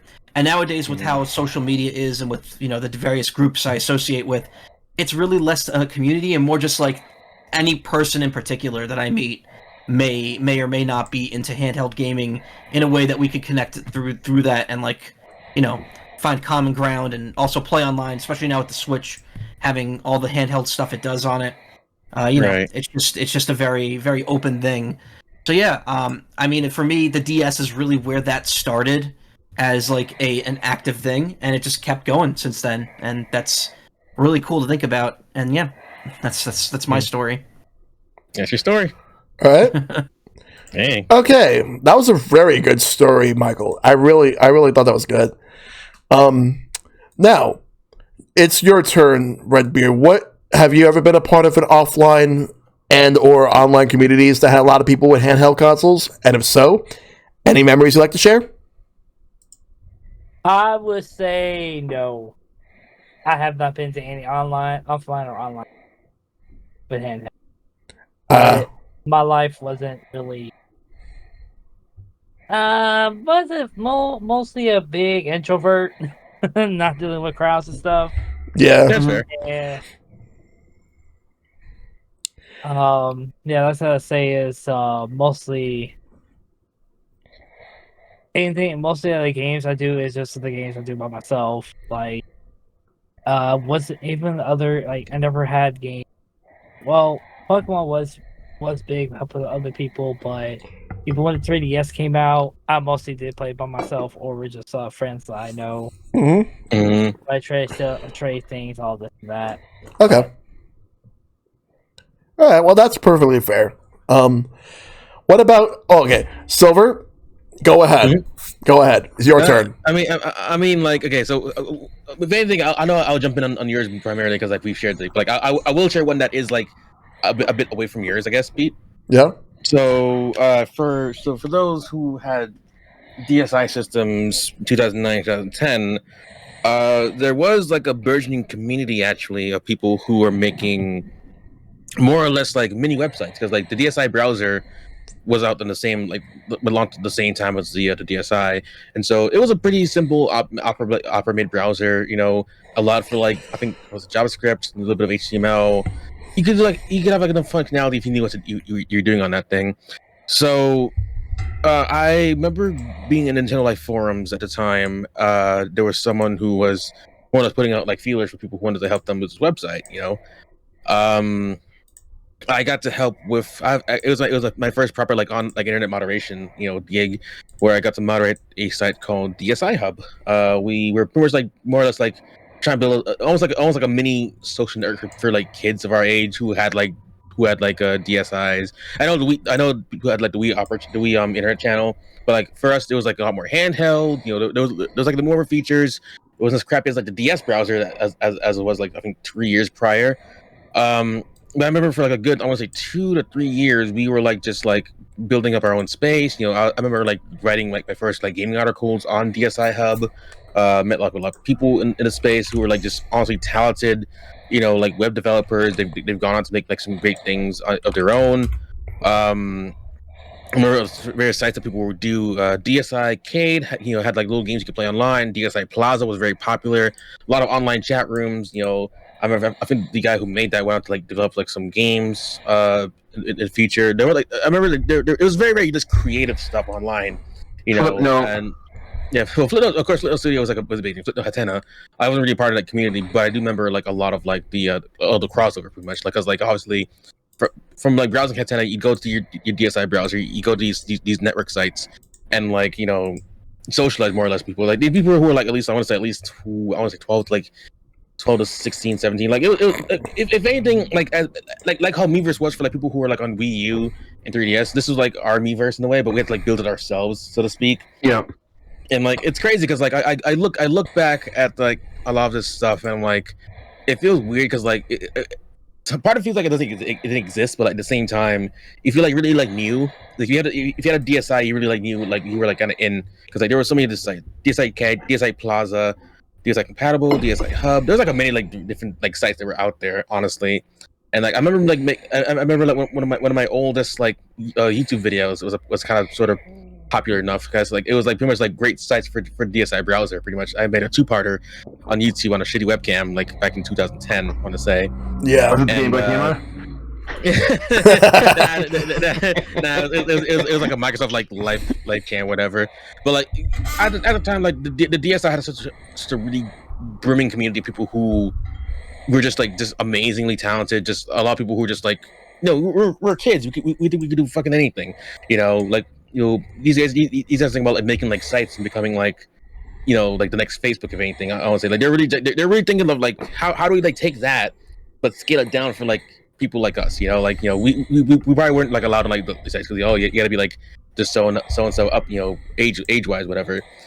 Some people did let loose there. It was really, really weird, honestly, at some points as a moderator, seeing what I've seen. Don't want to don't want to regale you of those tales. It's being a moderator of kids who are just aggressively stupid, and also just painfully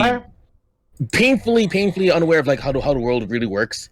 There's that, and then oh, what are you talking about? They know everything about the world. Kids don't know shit. Oh my god. But this was pretty much my thing prior to Street Passing YC, because that was a lot more offline. But my online prior, it's because I would say this is pre Reddit for me. I'd say pre a lot of big social media, Skype, a lot of Skype spaces like that. That was my go-to, being on forums, hopping on Hub, talking to the guys in our private chats on Skype or whatever, and just developing features. Again, I was really into writing, so I was trying to really gun for a gaming journalism career of some sort, because I got to a lot of people in that space at the time. I knew Rami Cowboy from Go Nintendo. Mm-hmm. Nintendon, he was my first ever online friends, who I'm still friends with to this day. Yes. He's the OG. He's the OG, man. Don and I came up on YouTube same time, and we were just the best of friends. And so many people who have honestly I remember them, but I don't know if they remember me, or they've been off doing bigger and better things here and there. But that was my first true community when I really, I guess, matured into using the internet as a proper social space, because when I when I came back to New York in 2010, like after I graduated from high school, I really had nothing to work with. But that was like my output for the longest time before Street Pass NYC became a thing. So that's my story. Yep. All right. Yep. Oh, dude, you'll hear more of me during Shell's story, but like, there's a lot of these tales I would like to tell eventually. But go on with it. This ain't sharing with Silverstone. Yeah, it's my show. But yeah, no, wait. I got my own show. But anyway. Okay, so we do have a shared history because when back in 2011, like when the 3DS came out, like naturally with Street Pass, there was going to be a lot of groups all over, not just the United States, but all over the world too. Like there was actually some in other countries, but we had Street Pass groups. People dedicate themselves to meet up and collect Street Pass tags, usually sometimes once a month, other times for some cases once a week. Like for us, we started once a month, but it would eventually evolve to once a week or whenever, because people want to meet up weekly because people really want to get the Street Pass tags. I joined right before the first meetup happened, but I didn't go to the first meet, which took place in the Union Square Park. I was in Philly at the time for a Pokemon TCG tournament. It was a regionals, so I couldn't make that day, and it was raining that day too. So what happened is that it turned out that they were going to do another event in April, which was, I believe, I think it was the next week afterwards, and they said it was the week after. They said that they were going to do a rain date because for those that could not make it, and they had 2 locations planned. The first location that they planned was Borders, right near, like the Borders, which. It closed down that same year, but back then it was right near Madison Square Garden. And the other location, which was within the same vicinity, it was at the Penn Station, like the downstairs underground. It was too. I went there first, didn't see anyone. Then I went to Borders, like the area outside and inside. Nobody was there. Then I went back downstairs. And my mindset was that if no one was there, I was just going to go home. And then that probably would have been the end of me for that group. I probably would have never been in the group at all. But then I went upstairs just to go to the Borders area. And I'm like, where did all these people come from with 3DSs? And you were the first person I met. The second person, I don't remember his name, but he was running the website gaygamer.com. I just don't remember his name. Was it Watini? I think that's his name. I think so. I think it was Watini. Yeah, there was that. And I remember, like, I met a bunch of people. I met, like, our mutual friend, Jeff, and we had a couple other people. And then the original founder, Jordan, he showed up afterwards. He had a tendency of always being late to the meetups. Because he was even though the group was like a New York City group, he lives in Jersey. Yes, he lives in New Jersey, and also like he when we went, like, because I remember the hot topic at the time was former Sony CEO Jack Tretton said that the 3DS was a babysitting tool, and that no sane self-respecting person would be seen like or caught dead with one, which that's a whole different can of worms right there. That's a lot of dead people out there. But like, but the thing about that was what I remember just being at that meetup. Because aside from that, we were just gonna just hang out there for a couple of hours, just collecting Street Pass tags. But then it turned out that there was a miscommunication because, like, the people from who work at Borders did not mind us being outside, but the security guards didn't get the memo and they told us to leave. So unfortunately, and they weren't going to back down. So unfortunately, we had to go somewhere. Luckily for us, there was a plan B. Nintendo World at the time, before they rebranded to Nintendo New York, they were doing their very first session of, like, I think it was like Friday Night Fights or something, because they had Super Street Fighter 4 3D edition. And we went over there, and we're like, because we were all like, no, let's just walk it. Let's walk to Nintendo World, and we went.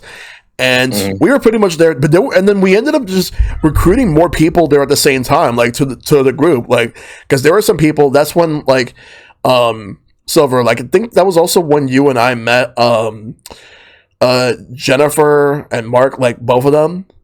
Right. Jennifer was there. There because I remember seeing Hyperflood there and DRZ Gamer. Right. Brisbane and Randy. Yeah, like they were there. I met them. There was like a lot of people. Like people were just collecting Street Pass tags and people just pulling out Street Fighter just to play the game on there because that game looked like an Xbox 360 game on a 3DS. That's how good the graphics were because Capcom was really good at making really good graphics on the 3DS. And when you look at games like Resident Evil Revelations, Monster Hunter 4 Ultimate, like those games look really good on the 3DS. Like they actually knew how to use that hardware just as well as Nintendo at the time. In fact, in some cases better. But MT framework, yes. Yeah. But after that, like I just kept going to the meets. I went to like because we used to do the AIDS walk. We used to go to Coney Island.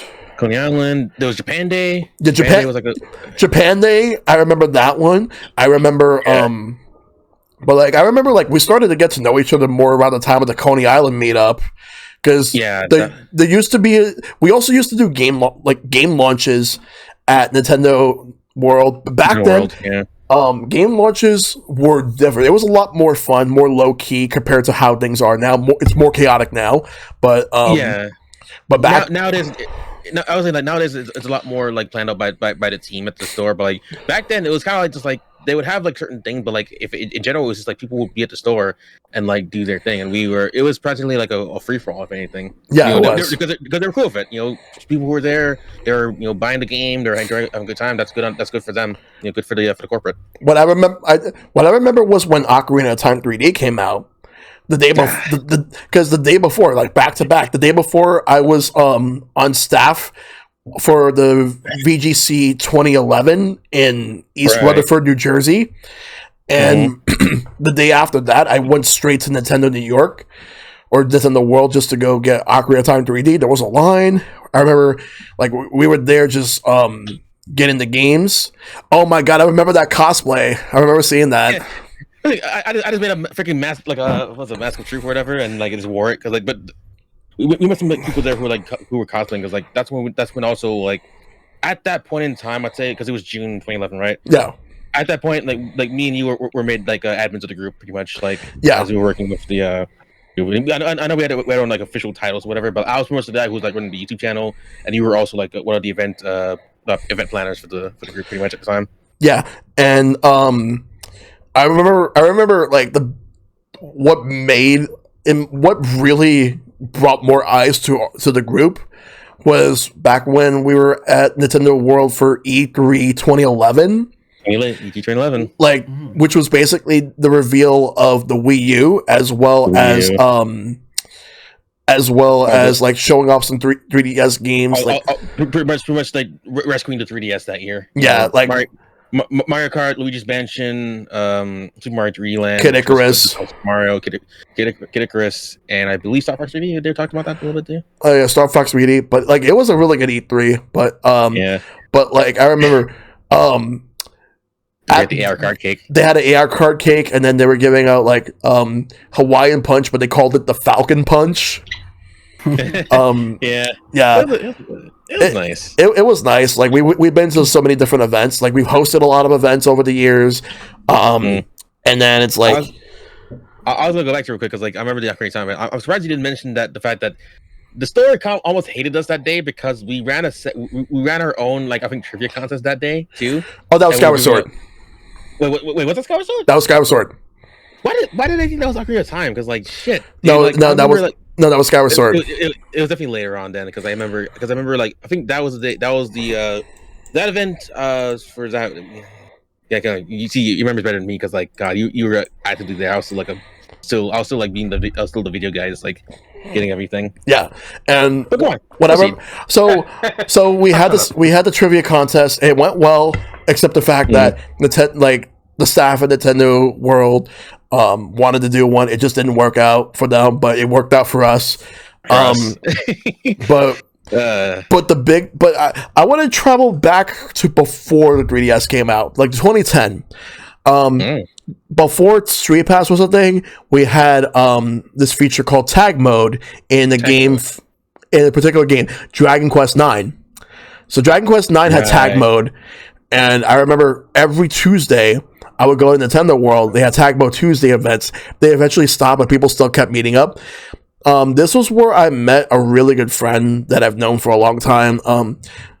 Our buddy Sam, Blue Wizard, who sometimes comes into my chat and your chat, Silver, for streams. Really cool, really cool dude.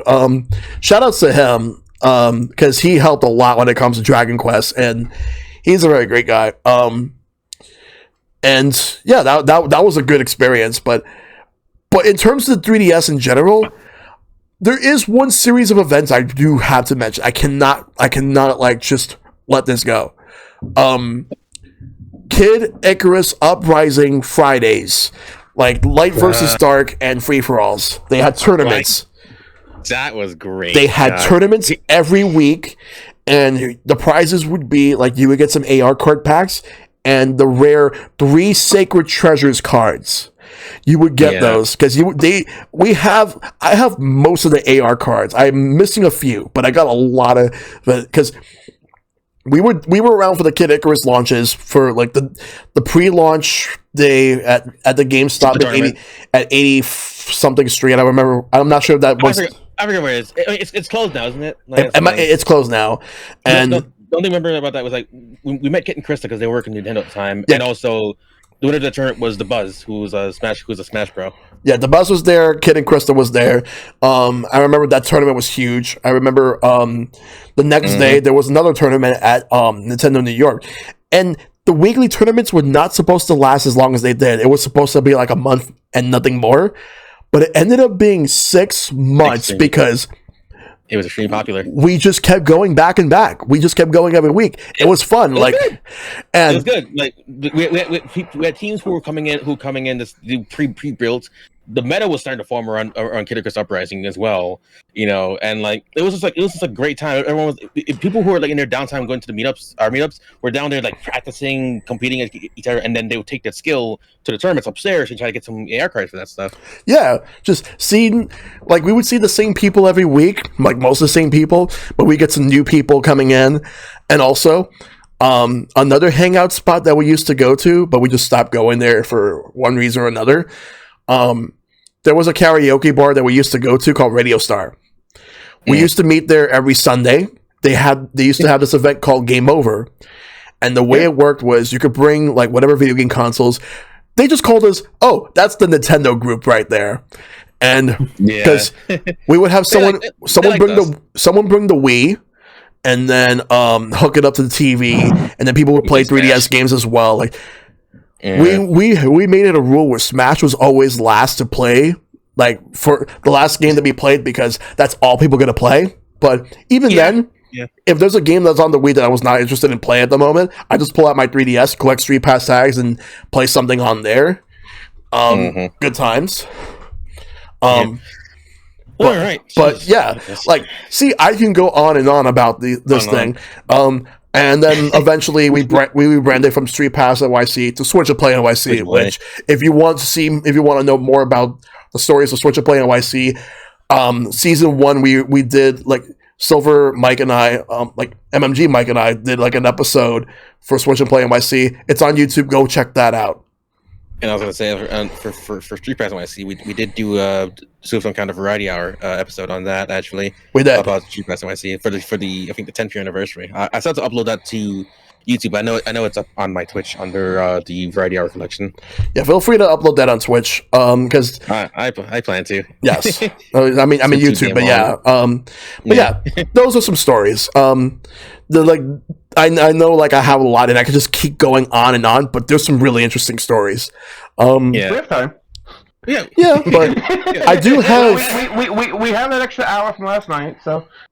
Oh, Yeah, of course. because daylight savings, yeah, like that ended, so we had to move the clocks back. Anyway, Yeah. so now the next thing before we go to the community questions is wait, what? you never went to me. Yeah, I was gonna say like Zykrul thing. Oh! I don't think you got the Zykrul. Zykrul, I'm sorry. Go ahead.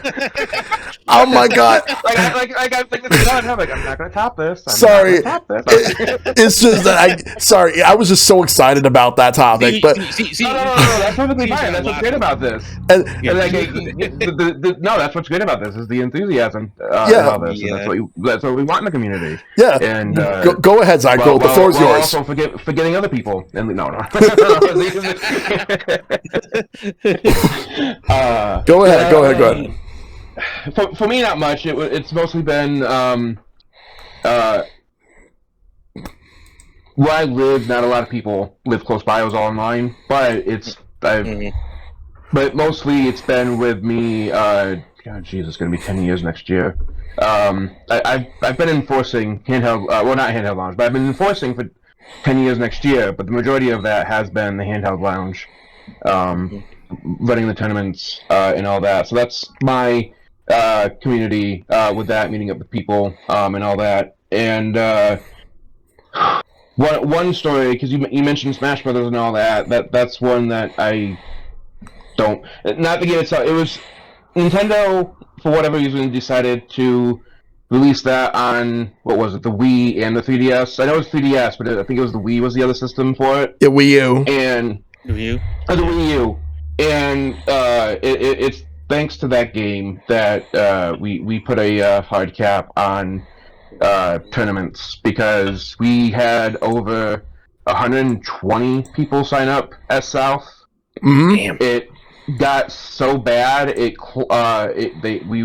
were in a corner in South for our stuff, and everything was fine. But when the tournament came, it got so clogged. It's, to my knowledge, at least for me when I enforced it, it was the only game during that weekend that we had to call in line management to keep everything under control. So after that, we do 64 most. We do 32 with another 32 backup. Sometimes we will do 64, but yeah, we made sure not to go that high again. Yeah. But I've met a lot of people. I've tried looking up her name. I cannot. I'll probably leave her name out. But anyway, and one of the people I met with along with forces is she's one of the Pokemon announcers now, and at the time she would do the Pokemon tournaments that we have every time. And one of the people can get upset because we don't do the official rules on it, and it's like, this is PAX, this is for fun, this is not competition. I mean, it is, but it's not. You do not need to go hardcore into this. It's and one of the rules stated is, that we do keep is that you are not allowed to prolong the game, delay the game. And the predicament we had was that he had a team that was built for status effects, poison and all that stuff to deplete. But yet she had a team that was capable of out-healing those status effects. So in a way, they were both breaking the rules, but it wasn't like they were intentionally breaking the rules, because it was legit gameplay. It was taking a long time. We had a discussion about what to do. Ultimately, we gave it to her because in the long run, he was going to run out of the moves first. And other things. He seemed okay with it. He was okay, fine, and left. We gave her the win and all that. But then it was like during the weekend, they didn't mention the names, but Ty and I were just getting blasted by him on Twitter over the weekend about how it was like unfair, like we didn't give him the win. They disqualified him. It was otherwise it was just really obnoxious of it afterwards. Yeah. But then there was another tournament that was we also at the time did a lot of or we still do in a way, Monster Hunter.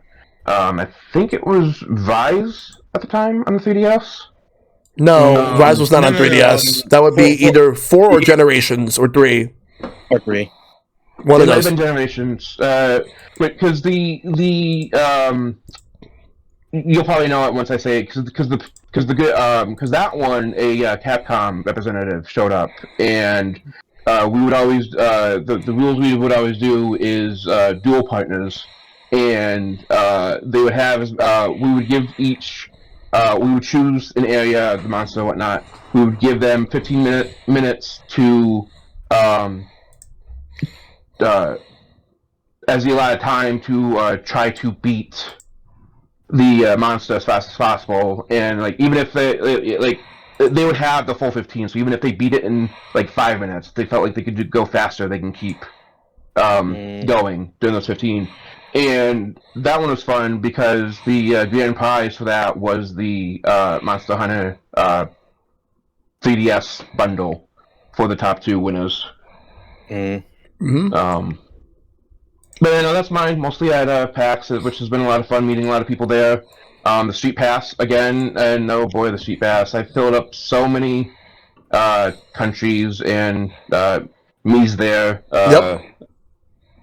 But yeah, that's my, in a way, community for the handheld.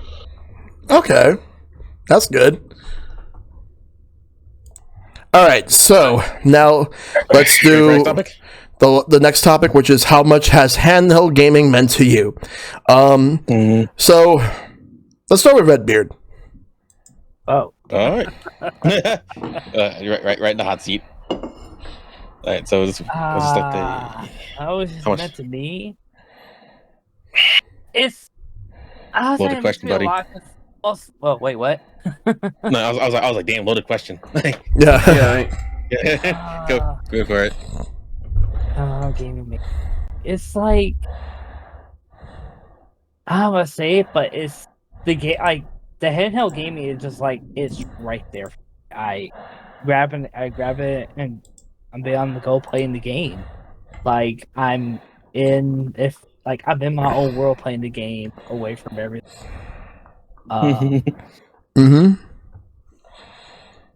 Like I did not plan. I did not plan. Yeah.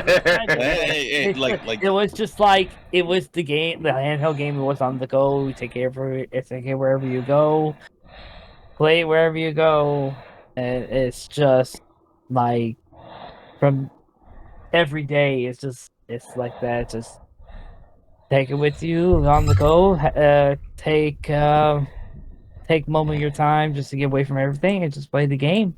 Yep. That's how I say it to me because like all the when I first got the Game Boy Color, I was into the game, and every day I played the game, like every day, morning to night. Morning and night. Yep. Game. Oh yeah. Yep. And that's how much I say to me on my end. All right. I can't think of anything. All right, then. All right, so Silver. Okay, I literally put in my notes my whole life, literally. What it means to me really was just for the time that I really grew up in gaming, I always felt that there were the consoles, obviously, that were consoles, the arcade that were still kicking around a little bit, and that was kind of it. Then portable gaming was but it was there, but maybe I'm not sure if it would have been so high up there that it would have been as big as it is. I would never imagine years online thinking, okay, man, imagine if they put Smash on a portable system, how the hell would that work? You know, like because you think obviously, you know, for a long time portables were just like, you know, it's like this but smaller. You know. Yep.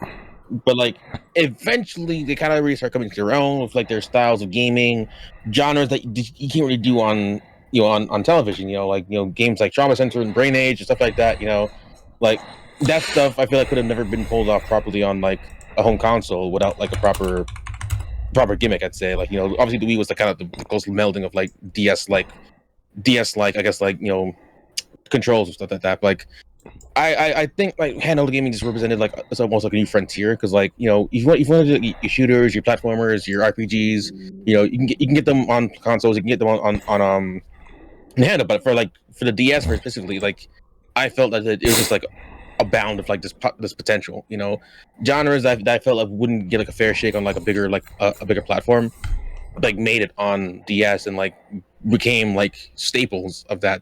You know, games like, you know, Phoenix Wright, Ghost Trick, you know, games like honestly just games that are just honestly, I don't say overlooked per se, but like there were just like so many like, you know, like properties and franchises that I felt like, you know, would have never been as popular as they were if they didn't have like a strong like handheld, you know, audience, you know, that were backing them, you know. Yep. And like, you know, Pokemon was neither, I guess, like the first truly like, you know, before Pokemon, I guess Tetris, but like I feel like Pokemon was a true like, I guess, like original like handheld like dynamo, because like at that point, you know, handheld game, it was just like, you know, it's just but smaller. But like Pokemon was like, you know, we are small, but like we can still be as big as like, you know, the big boys. Yep. You know, and like when that was really tapped into it, I think that really changed the paradigm of like handheld games, so that, you know, these games that are small, they can become bigger and bigger and bigger and bigger. Obviously, you know, GBA got like a mini SNES, DS like a mini X64, like, and you realize the generations are starting to like really like increase in scope. Like I feel like as like, you know, console gaming, eventually PC gaming got like a head start of like how much harder they could push. You know, handle gamers were like in their own space, and then like slowly but surely they begin to meld. I know there's a question on that someone posed in the community that we'll get to about that, but like as it began to meld, like the identity was starting to be like a little bit lost in the shuffle.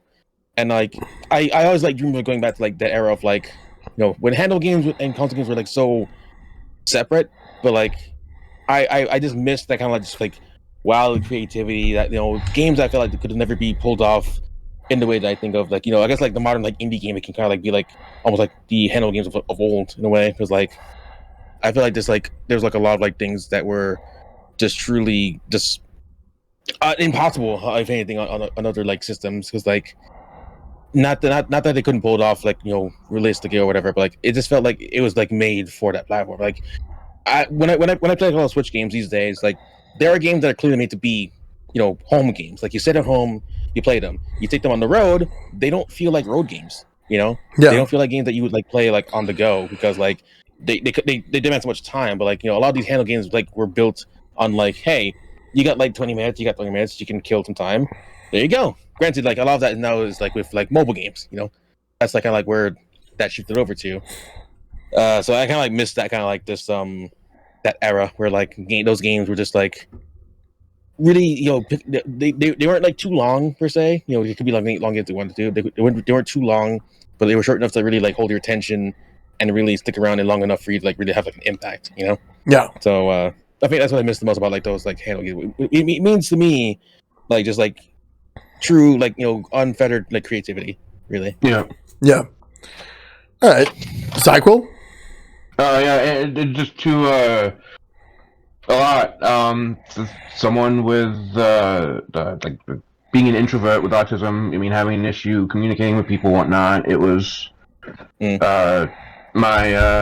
I mean, I don't want to say escape, but yet I think it also helped me to socialize with others with it, because between this and the internet, being able to talk with people across the world instead of because like people in like at the time, not many people local were into the games, but being able to meet people online to talk about it, I think really helps me out on that. And as you said, Silver, with how even though I think my thought was Tetris helping Bing Game Boy, but yeah, it would have to be with Pokemon, because like you said, like Pokemon is huge, and I don't think Pokemon would.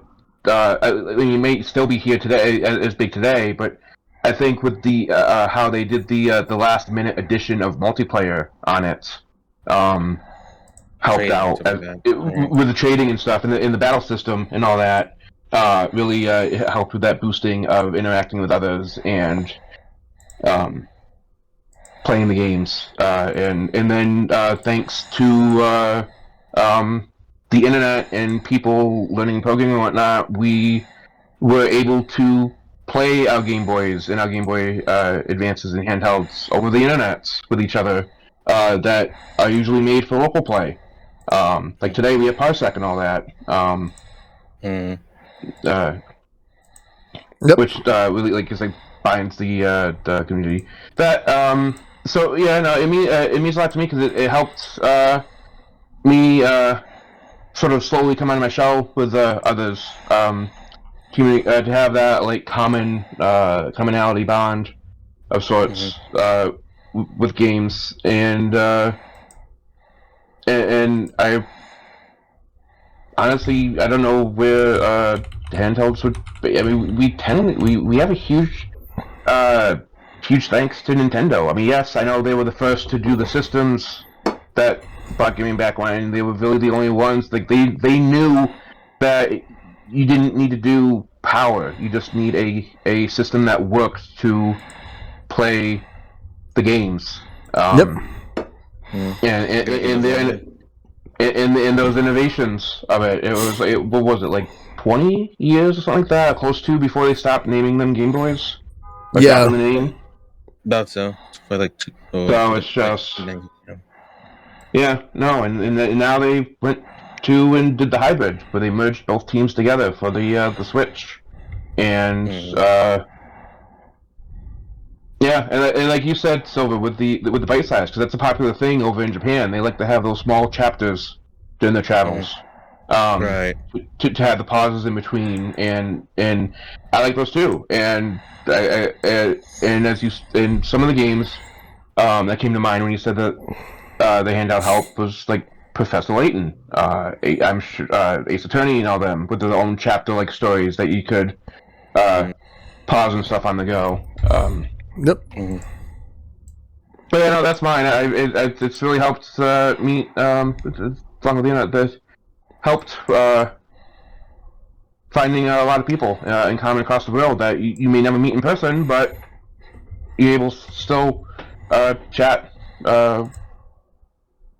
with. Yes. Stuff. Oh yeah, totally.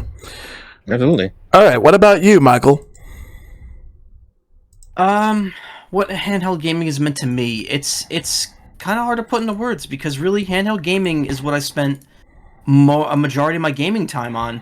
I mean, I've always had the consoles and the handhelds, especially for Nintendo, and I've had some of the other consoles too, like a PS2 and Xbox, but handheld gaming has always been the constant. It's always been there. I'd always bring my Game Boy Advance or my DS with me to school, on trips and stuff, just to play in my free time.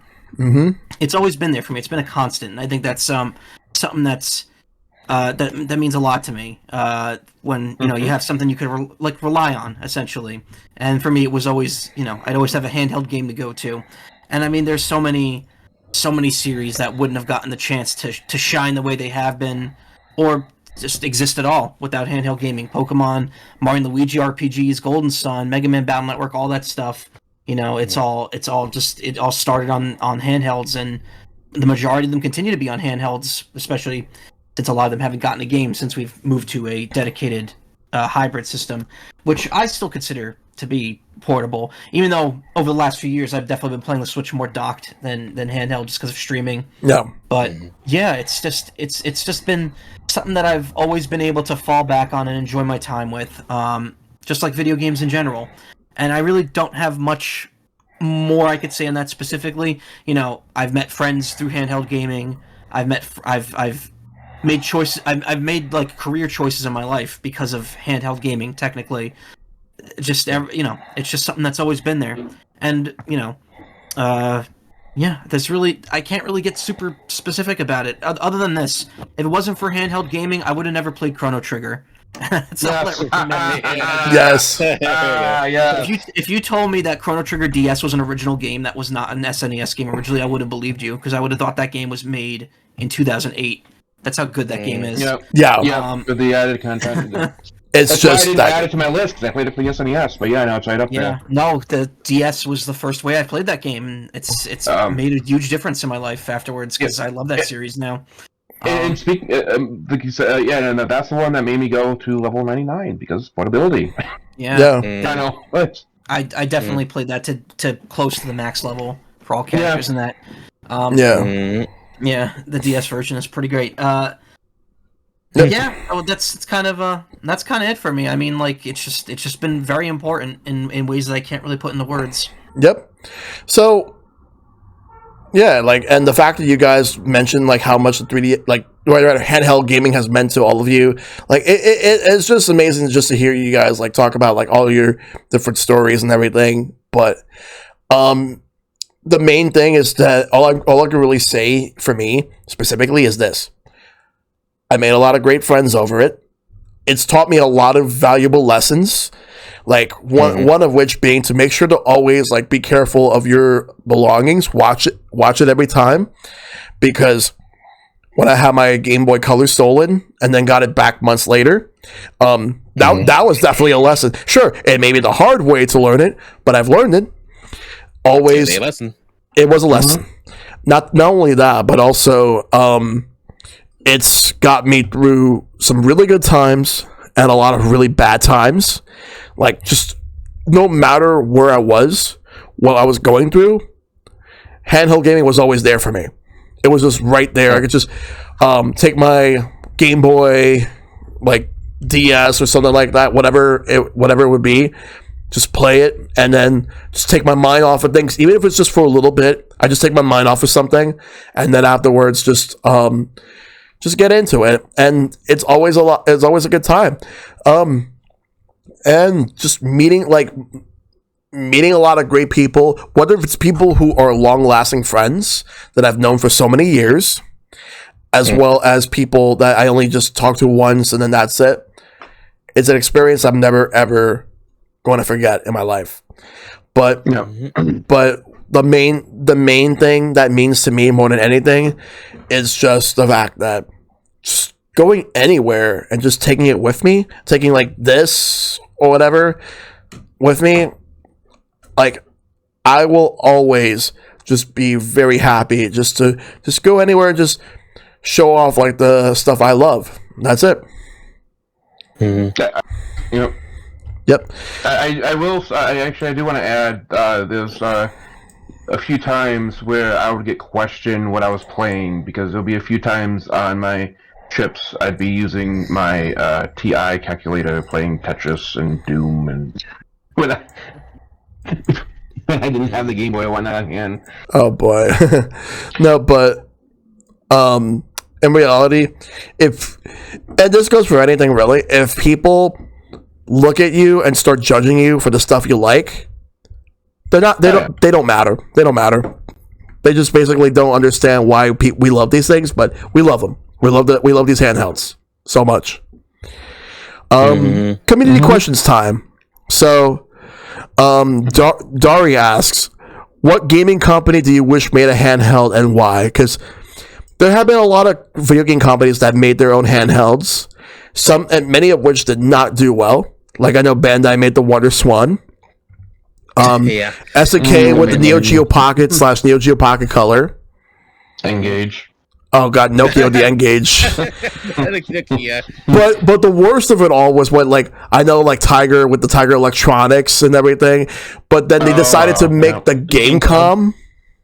The Tiger Gamecom. What a fucking handheld. Oh my god. Oof. I don't like that. It was a handheld. But to answer the question, I've always wondered how things would have been like if Capcom made their own handheld. Yeah. Really? Like, maybe they would have probably put Street Fighter on it. Maybe that's where Mega Man Battle Network would have gone. Maybe Monster Hunter would have gone there. Who knows?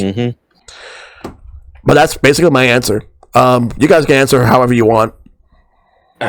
It's tough because, like, I think like the lot of companies who I see is like primarily like software developers, and if you had asked me this question, like say I'd say 4 years ago, I would have said Valve, and like they did make a handheld. They did. You know? Yeah, and like that's probably I probably would have answered. But like nowadays, like I think back to like 90s. I'm thinking maybe if Sega tried one more time to do a handheld, maybe they could have gotten something down. But like I guess like after the Game Gear and the Nomad, they were like we can't make portable system was also okay, but we couldn't beat the Game Boy. We tried making a portable Genesis, and that didn't do shit for us either. So why bother? So there's that. And I Sony obviously did the PSP, that went well for them for a while. I don't see Microsoft doing a handheld ever. Like I feel like they're just gonna like I feel like they're fine with like doing things that are not handhelds. Like I don't think that's ever gonna work out. But like I did, especially with the Steam Deck now, it's just really no, honestly no point for them. I mean that's like just like hey so made a handheld and that's pretty much it. So whatever.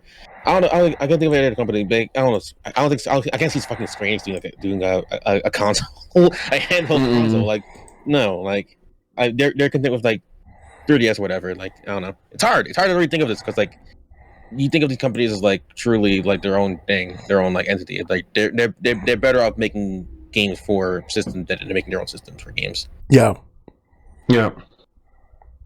Can't really think. Although I will. I mean, it's not really handheld because it's no. I mean, if you're free to spitball, I'm all ears. I'm like, you got to spitball like any answer. Why it could work, but also why it could not work. I'm not sure. I was like thinking. Everyone here is just throwing their beers, and I'm like, yes, quite. Yes. Yeah. The Game Gear, the Nomad, the Saturn. Remember they named all their consoles after like planets. Sega almost had a console named the Neptune, and that got canceled. It was just going to be like a standalone 32X. Right. Oh man, handle games is just hard. Like I think I wrote down something here like clearly whichever like to make like a handheld like you gotta have like nowadays you gotta have like a real solid gimmick to work. Otherwise, like you just like. Yeah. You just got exactly like you play that like you need something with a crank on it. You get the crank. That's about it. That's like God. You either get a crank or you just repackage like old games in like a new like form factor with like the Game Watch. Yeah. Yep. And that's why Nintendo succeeded. They had the touchpad. They had the They were always innovated with each iteration of their stuff. Oh God, the Sega Pluto. Pluto. Right, you gonna go to the next question, or the only thing I could think, the only company I would think of, and it's only because I would see it as a kid growing up all the time with the multi-game arcade cabinets, would be SNK. Well, they did have the Neo Geo Pocket Color. Well, right, but I meant like more so. I figured. Like I know they had the Neo Geo, but I figured that they could have done. It was a company where I was hoping they would do more of. I guess more like a more evolved system than the pocket color. Yeah. Technically, they did do that with the was it the Neo Geo X? Yeah, it was the Neo Geo X. They did, but apparently, from what I heard, the emulation wasn't good. Right. Or somebody, hopefully, with the I think the game would really, if there's one I never really saw it there, like this one for Maine, just for like arcade games in general, because like that like type of gaming area is dead in a way. Like there are places you can still play the arcades, but it'd be nice to have like a portable system to play those games again. That would be nice. Michael Redbeard, do you have any answers to this question? I would just say no one, because I really feel like at this point we're heading into a more unified style of handheld gaming. I mean, we got the Steam Deck now, and that's like that can play PC games. It's pretty much a jack of all trades when it comes to PC games, and though you have to play a lot of those older systems by emulation, between that and the Switch, you've pretty much got like 70 to 80% of most of the games people care about nowadays. Yeah. Because I mean, when you think about it, the only other places that you get exclusive games outside of Nintendo's platform and Steam Deck, which is just PC in general, would be the PS5 and the Xbox, and neither of those systems are really pulling in a ton of exclusives these days. Like PlayStation, more so than Xbox at this point, getting exclusives. But even then, like not all those remain exclusives. What's that? You were kind of frozen for a moment. You frozen a moment there. Yeah, that was my weird. webcam just does that. Like the audio will still come out and it'll just be frozen. And that happens during streams with me. I don't know why. Yeah. And you're right, because like even with Square, who would be the exclusive for Sony, is now pushing all their games to PC. A lot of the games PC now. So yeah. Also, if I want to interject real quick, there is remote play for PlayStation and Xbox Cloud Gaming. They've moved to mobile. Like they're exactly. Why make a console? Just strap on a controller to your mobile device. They're making like full games for freaking iOS now, which is weird. Yeah, exactly. I mean, we saw that the Stadia didn't work out too well, but I feel like this mobile cloud gaming is still going to be kind of a thing that a lot of companies are going to embrace going forward. So I feel like the whole point of a portable console is almost null and void at this point, because you're just going to be able to get like Nintendo's console, which will probably still stick handheld, and the Steam Deck, and be fine for the most part. I mean, obviously there's some games that don't work on the Steam Deck, and obviously there's some, internet connection still going to be a big deal, and battery life still going to be a big deal. But I think that if anyone's making a handheld nowadays, like we said before, it's going to be something like Panic doing a Playdate like system. Yep. I think it's going to be something that's a lot more gimmicky and like dedicated to like indie devs. That's kind of how I feel about the Playdate in general. It's an indie dev machine, because you got tons of people like that aren't associated with big companies making games for it. In fact, it's pretty much 99% of them, outside of the Katamari guy making that one game for the Playdate. Yep. Right. Guy and Lucas Pope, the guy who did Papers, Please. Yeah. Oh yeah, that one. Yeah. Well, let's still consider that. Bennett Foddy did the Zipper game on there as well. Oh yeah, that game's dope. Yeah, I haven't beaten that game. I stopped. I feel so bad. I got through like a third of the library on this, and then I just ran out of time. But I still buy new games on it from the shop too. Yep. I've had this since like launch day. He got launched. I got it this year because like I've been like I held off because I wasn't sure about it just yet, but I knew I wanted to make games for it. But like I held off. The wait for shipping took forever, but like I ordered this like the second it went up, so I had it like really early last year. But like even then, the games come out the same rate no matter when you get it, so it doesn't really matter. But that's kind of how I feel about the whole thing. There really isn't a need for another handheld system unless it's like something dedicated to a certain aspect. Yeah. And like eventually, even when the Switch came out, like at some point, if Xbox and Sony are gonna have to go the Nintendo route of the Switch hybrid. For hybrid, it's just it's way too successful. There's just no. I don't think it would. I mean, I know they're doing the whole physical digital thing now, but I don't think that's the way to go. But we'll have to wait and see. We also have a PS9 that's portable. But I remember that commercial. But yeah, you don't have an answer at all for this, Redbeard? For what? No. Okay, then. Then we can move on to the next question. This one comes from Squire. What are some handheld games he has two. What are some handheld games you prefer to play on the big screen as opposed to on the go? So for that one, I prefer to play fighting games on the big screen. I prefer to play like something like, it just depends on the game, the type of genre. Like fighting games, I feel like for the big screen, that's really the only genre I could probably say, because otherwise I could pretty much play anything on like both, like handheld or big screen. Doesn't really matter which. Sometimes it doesn't really matter, but like I think for any game that's like a lot more like slow paced, your visual novels, your mystery games, your very your puzzle games, whatever like that, those are good for like on the go. Maybe like some more intensive games like FPSs, for some very action heavy games, you can probably like want to sit down for that. Oh, Kid Me was floored when I was able to play. Like I already played and beaten Link's Awakening on the Game Boy, but I was just floored when I was able to play it again on the Super Game Boy on the on the TV. Yeah, on the TV. Yeah. What about you, Michael?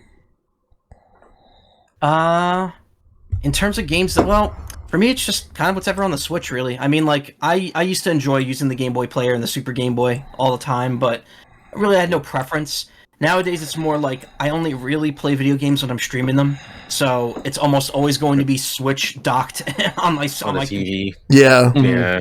Is arguably on the big screen because I'm always looking at it through OBS, so it's not even the full screen. Which admittedly might take away some of the experience, but yeah, I would say just Switch games in general. I'd prefer, not even prefer, but just I'll go back and forth between playing them portably on the big screen. All right. Yeah. It sounded like you were gonna have another answer, Zykrul. I was gonna say like it was the silver. Like it doesn't really matter. Like since it's the action, that's why I mentioned Link. Yeah. I dropped the keyboard. Yeah, Redbeard. Right.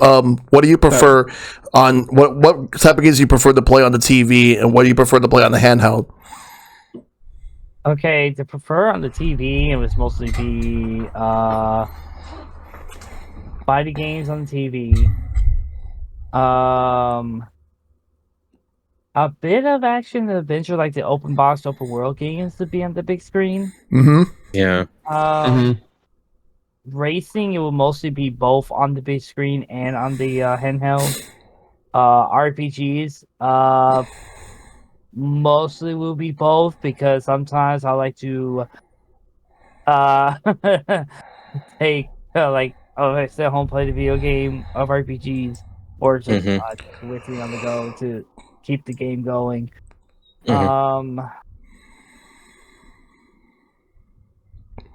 I think that's about it on my end. All right. Okay. The majority of the games I played. And then the next question from Squire is, would you like to see these handheld only games get remastered for a modern platform, if not added to like a subscription service like NSO, for example? You should make Kid Icarus Uprising. Kid Icarus Uprising. Please? Remake it. Yeah, that's my answer too. Remake Kid Icarus. Just remake Kid Icarus Uprising. Yeah. That'll be okay. Also, please bring back Rhythm Heaven. Exactly. Not exactly handheld only, but bring Rhythm Heaven back. Make a new one. Make a new one, please. Yeah. Link's Awakening would have been my answer, but they already did it. They already did it. Like you can play it on NSO, or you can play the remake. God,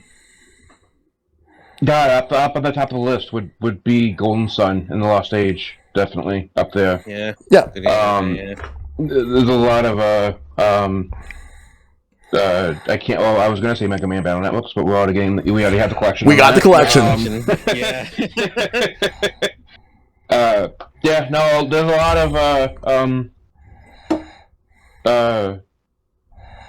IP. Well, see, it's hard for me because like I'm more of my genre is RPGs, JRPGs, and just like within the last few years, we've had so many Secret of Mana and Trials of Mana and so many being made within the last few years. It's really hard for me to think of what I want today. The Mana remake was kind of bad. Was it? Was it? It was basic. It didn't change anything. It just kind of updated the graphics. It did, yes, but it was still. I played the demo and like Yeah, it wasn't like Trials of Mana or anything. It was the full 3D, but it was still like my childhood game in a way. So I was happy to see it come back. But yeah, no, I didn't get the treatment for it. Right. What about you, Michael? I don't know. I mean, that's a good question actually. I didn't really give much thought on what I would like to see portable brought to a modern system. I mean, definitely Kid Icarus Uprising. I feel like that's kind of the most, in terms of the games that have come out in the last 11 years, that would be the top choice here. I honestly, most of the games I want, like I could think of, have already been brought either to Switch or have been remastered or have been just made multi-platform in very quick succession. I don't know. Actually, no. You know what? I do have one choice. One Game Boy game that I know Miyamoto himself made this as a passion project, and it has not come up on anything outside of the 3DS's Virtual Console. Mole Mania for Game Boy Advance or for Game Boy. It is a Zelda-like puzzle game with like a double layer system where you go underground and above ground. It is one of my favorite Game Boy games of all time, and it is only gotten that one re-release on the Game Boy on the 3DS. So it's pretty much unplayable right now unless you either have a cartridge or already had it downloaded or play it another way. If I remember right, Oh, go ahead. Sorry. I can almost guarantee it's going to come to NSO on NSO at some point. Like, I can't imagine that game won't be added to the Game Boy library. But given the speed that those games have been coming out, I'm not holding my breath. That's going to be any time. It's like a snail. Year. It's basically like a snail walking. That's what it is. But and now watch, it'll be like the next update. We'll get it. Watch. Oh my god. Yeah. Yeah. But I think that game has a high chance of coming over. I'm sorry. I'm sorry to interrupt. No. I was the one interrupting you because he's the one that asked you. That was all I mean. I may be mistaken, but isn't that like the game that gave him like it's his idea? But isn't that the one that helped him like make the Four Swords on the GameCube with the Game Boy Advance Link? I'm not sure if that's true. That's news to me. I just know that's kind of a passion project that Miyamoto worked on and then put out there. And honestly, it's one of my favorite Game Boy games. I never played it, but I'm looking at it now. I'll have to give it a shot. Yeah, I have a custom box for my copy because I got it used from FuncoLand, so I ended up getting a custom like a DS style box for it at one point. Yeah. Oh my god, that's amazing. Manual, but nice, very nice. What would be a game that you want to see remastered from a handheld game, Redbeard? So much to choose. Mostly, I like to see Bravely Default get remade or remastered, including the sequel as well. Yeah, Bravely Second. Absolutely. I would. The only problem I'd have with that is that so many of those functions that make that game fun rely on the 3DS's like camera and motion controls, and while the motion controls can be replicated, the camera stuff and the mic stuff probably can't. So it'll lose a little bit of immersion. Excuse me. They'll probably have to compensate with something else. Yeah. Show how really Bravely Default has started. Yeah. Where I played. Plus, with Bravely Second getting the not so well received over in Japan with the way they did the story. So. Yeah. Possibly the Mario and Luigi games that came out on DS and 3DS. Yes. Get that on the Switch. Well, we got the original Superstar Saga, but we need to get the other games. Yep. Yeah. Yeah. So those would be some really solid picks. Next question comes from H-Bomb. Any thoughts on blurring of the console / handheld dividing line due to the Switch and the emergence of handheld gaming PCs like the Steam Deck and the ROG Ally? Yeah. I don't really think that it's going to. I really don't think it affects it to the point where like, I mean, so I got to think about this one. You go ahead. I feel like I can tackle this pretty well. So the whole like burn of the lines, it was gonna happen eventually. Like I think that's the thing about like I said earlier, how like as console gaming was going its way, handheld game was like slowly but surely this rising, where they kind of like merge with like the mainstream pretty much, and like the Switch kind of represents that kind of like that merging right there, and it worked out so well because obviously Nintendo was a console powerhouse. Granted, they were going through some rough time with the Wii U. But they still had like great games, obviously. But they still had a very, very strong, handheld division, which they eventually merged with the console division, which they brought those two together and to make something great with the Switch. But like stuff like the Steam Deck, like again, as like technology improves, they're gonna keep making things, rather than big and bulky, they're making those tinier, tiny enough so you can put them into like really small packages and run amazing things on it. Like the Steam Deck was, something that wasn't just like made overnight. Like Valve had to fail a lot of times to get to the Steam Deck. The Steam Link, Steam controller, the Steam machine, stuff like that. They learned a lot of stuff, and like they've had to like really take that and really wait for the technology to develop to make that. And as these chip makers, AMD, Nvidia, as they understand like, hey, there's like an actual market here. PC gaming, won't just be like a big gigantic rig in your house that's like spewing out like a bunch of heat. You know, you got like 64 gigs of RAM, and you got like all these like liquid coolings and whatever. Like no, like PC gaming is like changing to like a point where like the handheld gaming space, they're like there's kind of like a mutual understanding of like, hey, you know, specialized hardware, you know, tons of games that you already have on your Steam or whatever, bring those together, in a nice form factor. That's good to go. Like it's. I feel like handheld's becoming like it's such an easier form factor now because like it's just getting tinier. Things are getting smaller and tinier and easier to like just take. You know, for the longest time, we had like flip phones and stuff like that. You know, so now we have smartphones and we have huge computers in our pockets, and now they're making full blown games for those things. Again, like RE Village or whatever, RE4 remake is on like iOS now, whatever. Like fully blown, not like a gimped, you know, mobile version like that, right? Like as the technology keeps improving, they're gonna like start making, you know, these improvements. And they're gonna keep making these things. The lines are just keep blurring. Like you know, Michael said earlier, how like now for like handles to really stand out, they have to like have a gimmick. You know, something as dumb as a crank. You know, it seems dumb on paper, but like for an indie developer who was like thinking, hey, I have an idea with that thing. Yeah, I can make something work. That's good. But like with the whole like PC handheld gaming space, which I've been following really really closely, there's a lot of them honestly, and you see a lot of things that are similar. You know, emulation's great. They'll have like different like specs, whatever.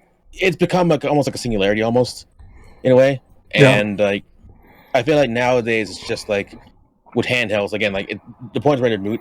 You know, handheld gaming is like now like a form factor, not like a separate gaming space. You know. Yep. Now it's I can see. I know it's not recommended now, but it's in a way. I feel like the next step of that is.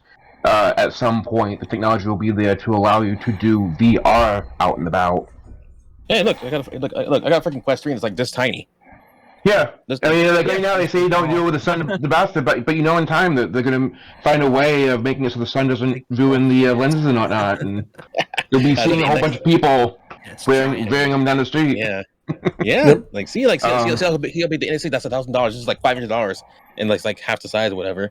But that's like a shit ton of technology in it. Like again, technology is gonna keep getting smaller and cheap, maybe cheaper, but like smaller and cheaper and easier to like really access. Again, it took a long time for the iPhone to really become like the de facto like, you know, smartphone in everyone's pockets. You know, and it's crazy. Like technology is gonna just keep improving more and more and more. Now we got Vision Pro is gonna come out. Vision Pro is gonna come out later on. Like who knows how for gaming how it's gonna go next? You know, a lot of other things.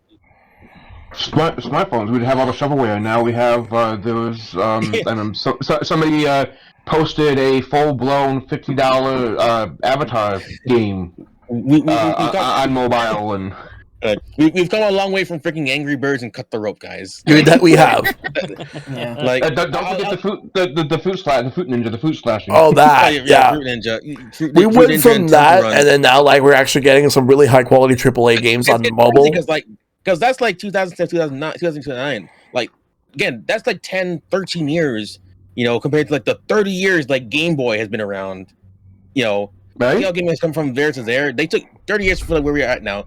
They took like half that time, and you know, with technology like going at a remarkable rate. You know, again, just crazy.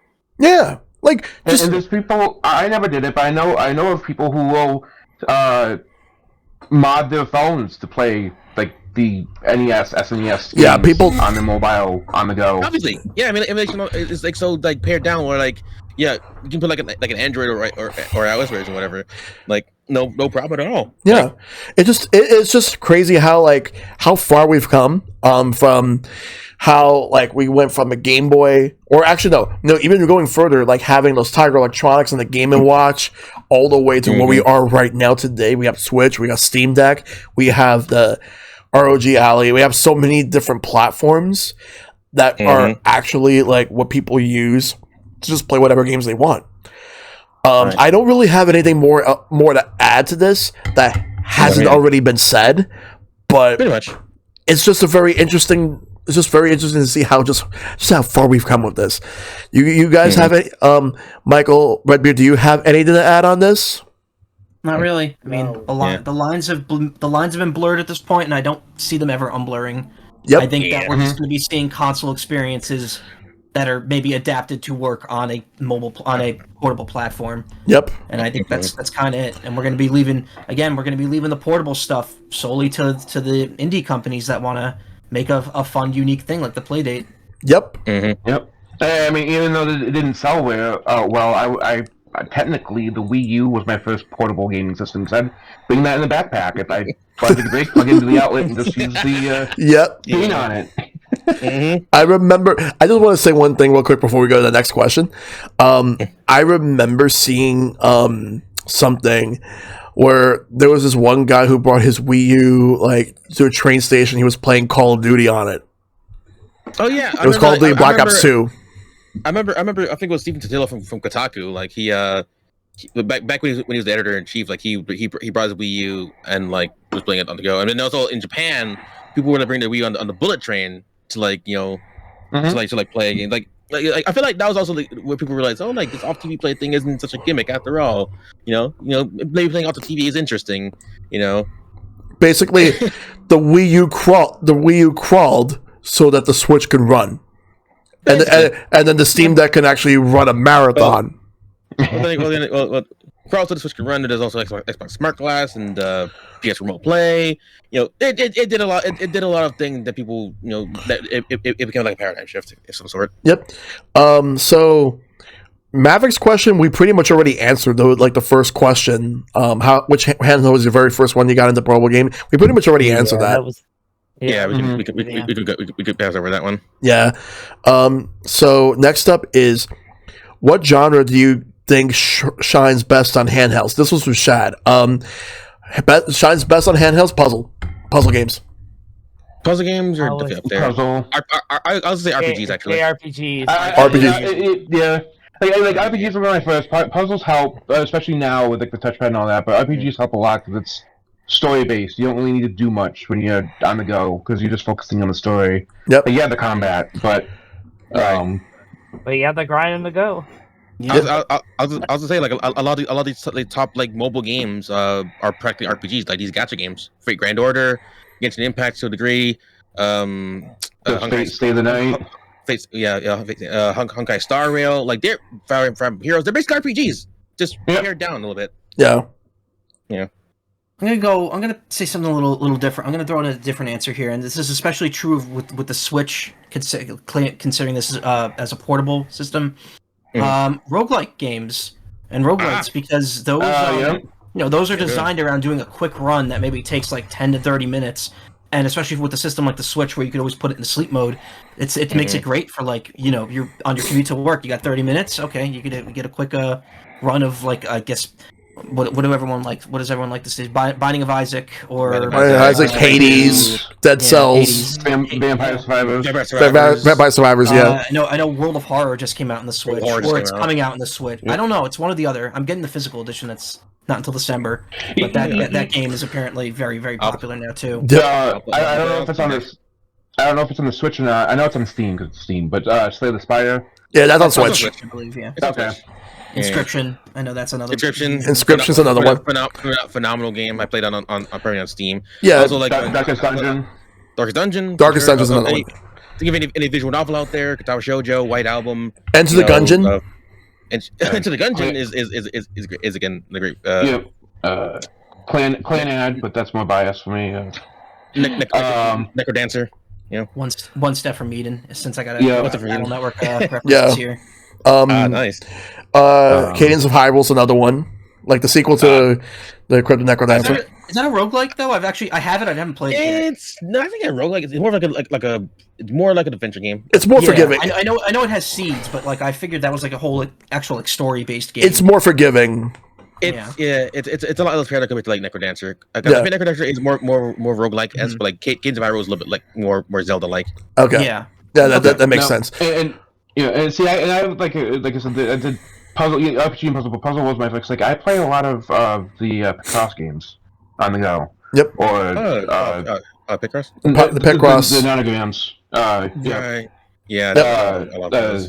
And I like Professor Layton. Like even though it's story based, you can still just sit down and try to, despite how freaking convoluted some of those puzzles can be. figure out what it is. As long as it's not a solving And- puzzle. Those are Yeah. always the worst. Yeah, like there's just so many Yeah. genres. But visual novels, another one. Visual novels, easily. Yeah, Yep. Like yeah, VN definitely. like they're Ace Attorney. Ace Attorney, the Zero Escape games. Detective Pikachu. Yep, Pikachu Detective Pikachu. is up there too. Like That's true. Like Yeah. there's so like Danganronpa, like that's a visual novel that was on the PS Vita. Fantasy Life. I know the sequel's coming out, but Fantasy Life, I will always There's just way too many. recommend that one. Like- There's a lot. Yeah, There's a lot. yeah. I do know, like, even back, because before Nintendo shut it down, because it's not really shut it down, but because people were doing obscene things with, like, the footnote and all that stuff, sharing Miiverse, yeah. the swap notes. Swap Note, Miiverse, and all that, yeah. Next question comes from like DM who goes by Gray on the Discord. Which handheld consoles did you own, and which games motivated you to buy said device? After this mostly, I guess. Yeah, it'd be best for me to name which ones I didn't know. No, but Like, I've owned. Well, like I said, I didn't own Color, but it's like Color and Pocket, or like Game Boy. It's weird because like it's just similar. But yeah, because I've owned pretty much every single handheld of Nintendo. I've never owned a PSP or Vita, and I want to because there's a few games that transferred to the systems that came from there, like Gravity Rush and Gravity Rush 2. Right, that one. Just to try out the mechanics on their systems and how different it is. Similar to like with Ni no Kuni, where I first played that on the PlayStation, and so I went back to play it on handheld to try out the touchpad with it. Yeah. Um, I believe so. Yeah. yeah, Oh, yeah, and yeah, trace memory, another code. like, Like well, that's on DS, but like if I play with like games that so if I can think of on my head, DS Lite, DSi, 3DS, Nintendo 2DS XL, Steam Deck Playdate. I'm not gonna count the Quest 3 as a handle. That's stupid. Yeah, which one? Quest 3. The Quest 3 isn't the Quest 3. Oh yeah. It's almost a handle, but like it's a little bit like iffy. It's a handheld. Let's see. The Game Watch systems that Nintendo put out there. Obviously the Steam Deck. I think I probably said that like twice. Yeah, I had the Pokemon Mini, for sure. God, it's not weird. You know, I think I won't like a good amount of like handheld, but actually I think my time playing GBA games was actually purely through emulation. That was like my first like brush of emulation actually. Yeah. Like playing GBA games in my high school like computer labs because like everyone was like sharing around like ROMs and stuff like that. yeah. Oh yeah. Yep. Yeah. I was passing thing around like crazy. Like I had a flash drive and a bunch of ROMs, and it was like party time in the labs every time. Yeah. Got kicked out all the time.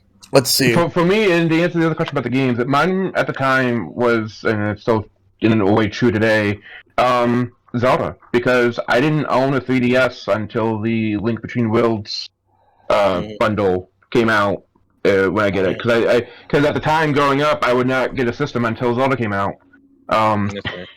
Didn't matter how many games came out. I was like, no, Zelda all the way. Let's see. I had a Game Boy Pocket. Don't have it anymore. Game Boy Color, Game Boy Advance.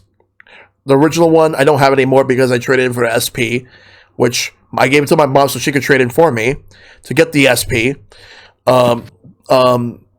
Original red DS, red and black DS Lite. 3DS, the launch model. I got the 3DS XL, which broke. The new 3DS XL Majora's Mask Edition.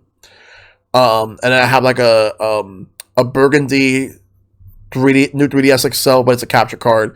A PSP that I don't even use. Pokemon Mini, the Zelda Game & Watch, and the Nintendo Switch. Yeah. Oh yeah. Excuse me.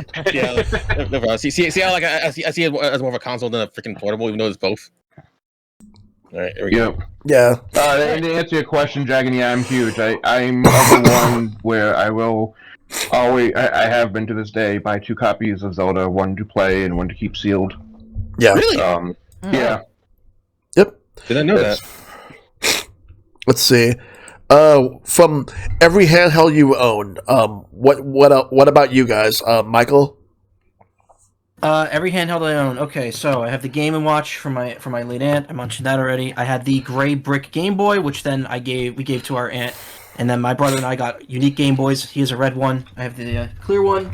At some point down the line, I got the red Game Boy Color. It's pink. It looks red on here, but it's pink. It's dark pink. Yeah. Don't you mean watermelon? Don't you mean watermelon? Yeah, that's if that's what it's called. I actually forgot the name of the color. Yeah.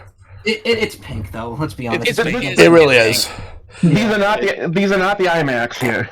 I got it because I thought it came with Mario Deluxe because that's how it was advertised. All the colors had their signature game. It did not, and I was like, oh, okay. So I never owned Mario Deluxe.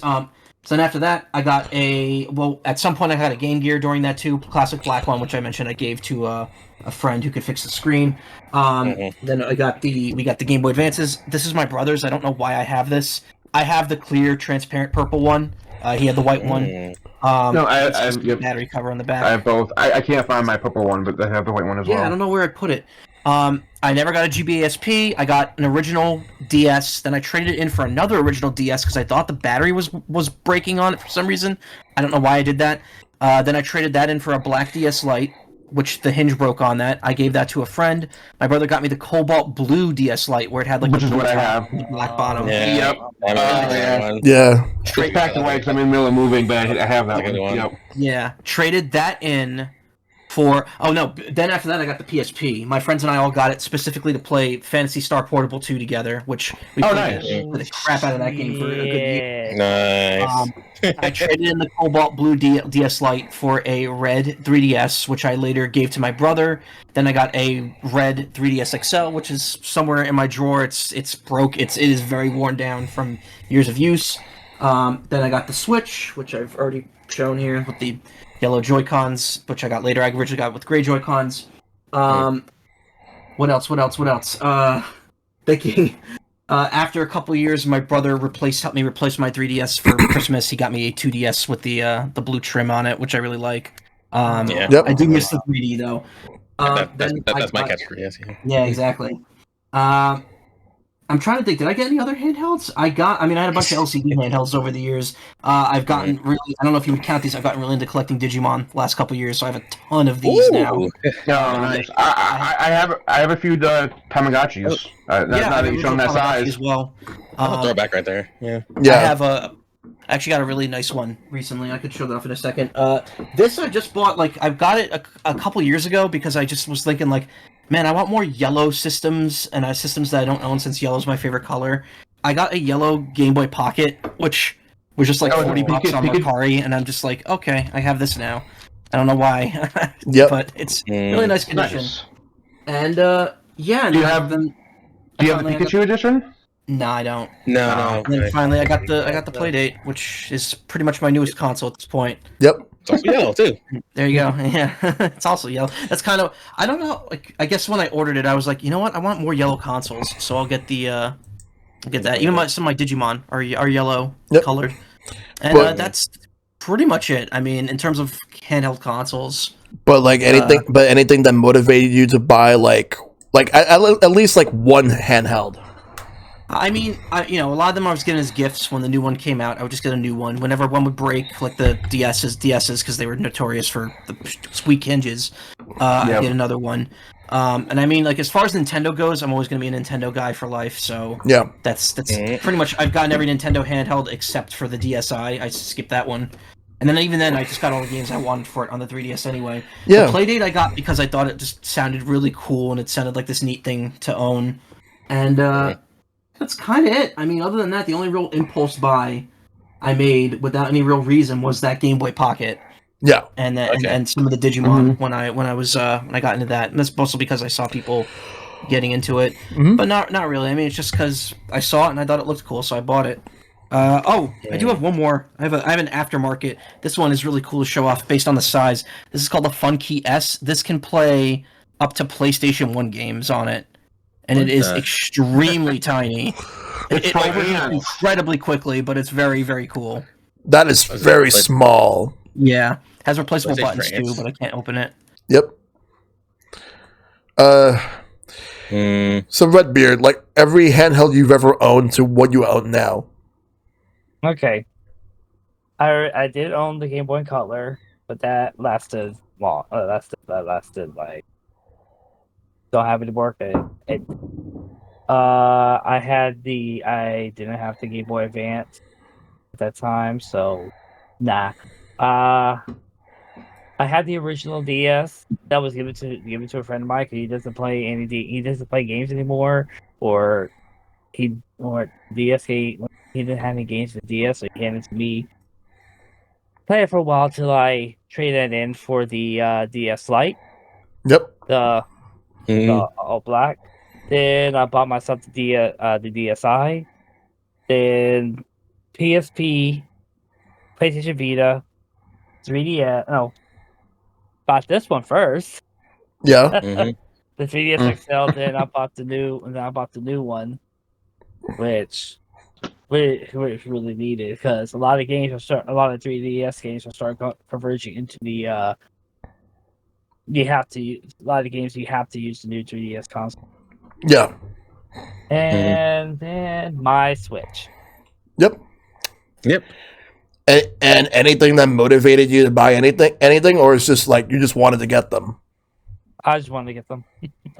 For me, no motivation needed. As well. Well, for me as well, to motivate me was because with the 3DS deal and new games coming out, but it only could work on 3DS. That's what motivated me to get it because a lot of games I wanted was on the 3DS, but you have to get this. Yeah. Like for me, no motivation needed. Just make games that you know I would like, and I'll be there. That's what it is. We got a few more questions. Next one's from Dragon. Do you think hybrid gaming systems are completely the way of the future, or will handheld only gaming systems make a comeback? Hybrid gaming is the way of the future. It's easily the way of the future. I do think that there will be a place for handheld gaming, but like we mentioned earlier, it's mostly going to be up to the indie companies to keep it alive. But hybrid's the way of the future. That's just indie company, what it is. Any gimmick, do you play your play dates? You do game watches, or even for freaking handheld pocket, whatever. Yeah, FPGA handhelds. Yeah, that's about it. Yeah. we flogged this horse like a lot. We pretty much don't have anything else to add on this that hasn't already been said because, like the next question, however, is something we pretty much could have some input on. Do you think that Nintendo should implement something like Street Pass again to encourage people to go out with their gaming systems, whether it's hybrid or handheld? Yes. I would love it. I would love for it to come back because, like, I think maybe like it started slow. Let's say because obviously the 3DS was having a hard time, but also considering the fact that Japan's just like a denser place to like find people. It was easier to like really Street Pass. Like, I feel like for a time the Street Pass groups were like a necessity because like we didn't have that kind of community over the 3DS just yet to like really like build that stuff up. And so when like I had a feeling it would have been removed, but like I felt that like maybe like later down the line as they were making like more Street Pass games, I think they're really getting to the idea of like, hey, this is like a pretty cool feature if we can like get this like work. Like I think they lean to the fact that like, hey, maybe we want like to be like too portable per se. We want to kind of keep it also like as a home console things because what happens to the people who don't bring it at home, who don't bring it outside? Would they get Street Passes? Would they get these tags? Like, is it good for them? I think like they took a very very much initiative of like, hey, would this be good? Because like we want this to be a thing that they would want to pick for themselves, either at home, on the go, or literally hybrid. But like for the people who are going to keep it at home, Street Pass for them is not going to be anything for them. It's not going to be anything at all. I think.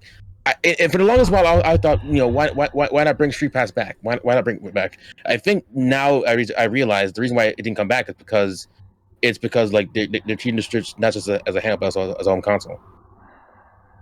I'm sorry, say that again?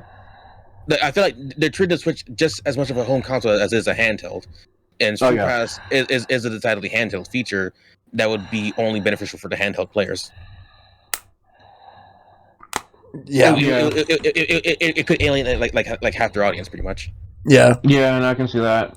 I miss it. I miss it dearly, but like thinking as like a business, or thinking as like a person who would like retable that for like a possible feature. Now I kind of realize like why they wouldn't have brought it back. Yep.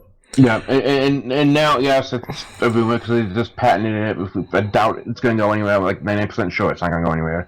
The like patent Switch DS thing that they'll if they do go that route or something, it would be nice to I don't know. It just might. Right. I can understand the alienation, but they would need to do something to where that it would be Easier. just as viable at home as it would be outside. Don't think I could think of, honestly. Use the app. For some Right. Because like it's going back to it's not handheld, but the Mi Plaza. I can easily see for like at home, and then when you're out and about, like you said, the interact. Like you can just bring, because like you can bring because I could see it where like you could go out, grab the stuff when portable, and then you can bring it back to your Mi Plaza. To I mean, who knows what you get like I don't want to say PlayStation Home, but like have your own little like you said the app, your own decoration. Because you're right, the phone app is actually a better idea because it's everyone has the phone. most people have phones. I won't say everybody, but like most people. Well, yeah, that's true. No, that's true. You're right. Yeah. Again, I must just spitball ideas because of like how it could work, but like again, it's all a matter of like just like if it's the viability and also if it's like feasible like in the long run. Because like, we all here have our nostalgia on for Street Pass, but like at the same time, that had to be the reason like why they said no at the end. Yeah. It's sort of, and you mentioned the app. It brings me to the Animal Crossing one that they had for a while before shutting that down. Oh, Pocket Camp. Yeah, the Pocket Camp. I look. I didn't want to play. I didn't want to play it not because I was like, ooh, mobile. But I'm like, I knew I wanted like a proper Animal Crossing game on a console. Like, well, right? No, it's just I'm more to the point of you mentioning how you have to get an app to interact with others. Nintendo. It made me think of like they could do the whole like not Animal Crossing. Like they could do that, but they like I feel like if they did the Animal Crossing camp thing, but without naming it Animal Crossing, just be more for the Mii's. Yeah, it might have. Yeah.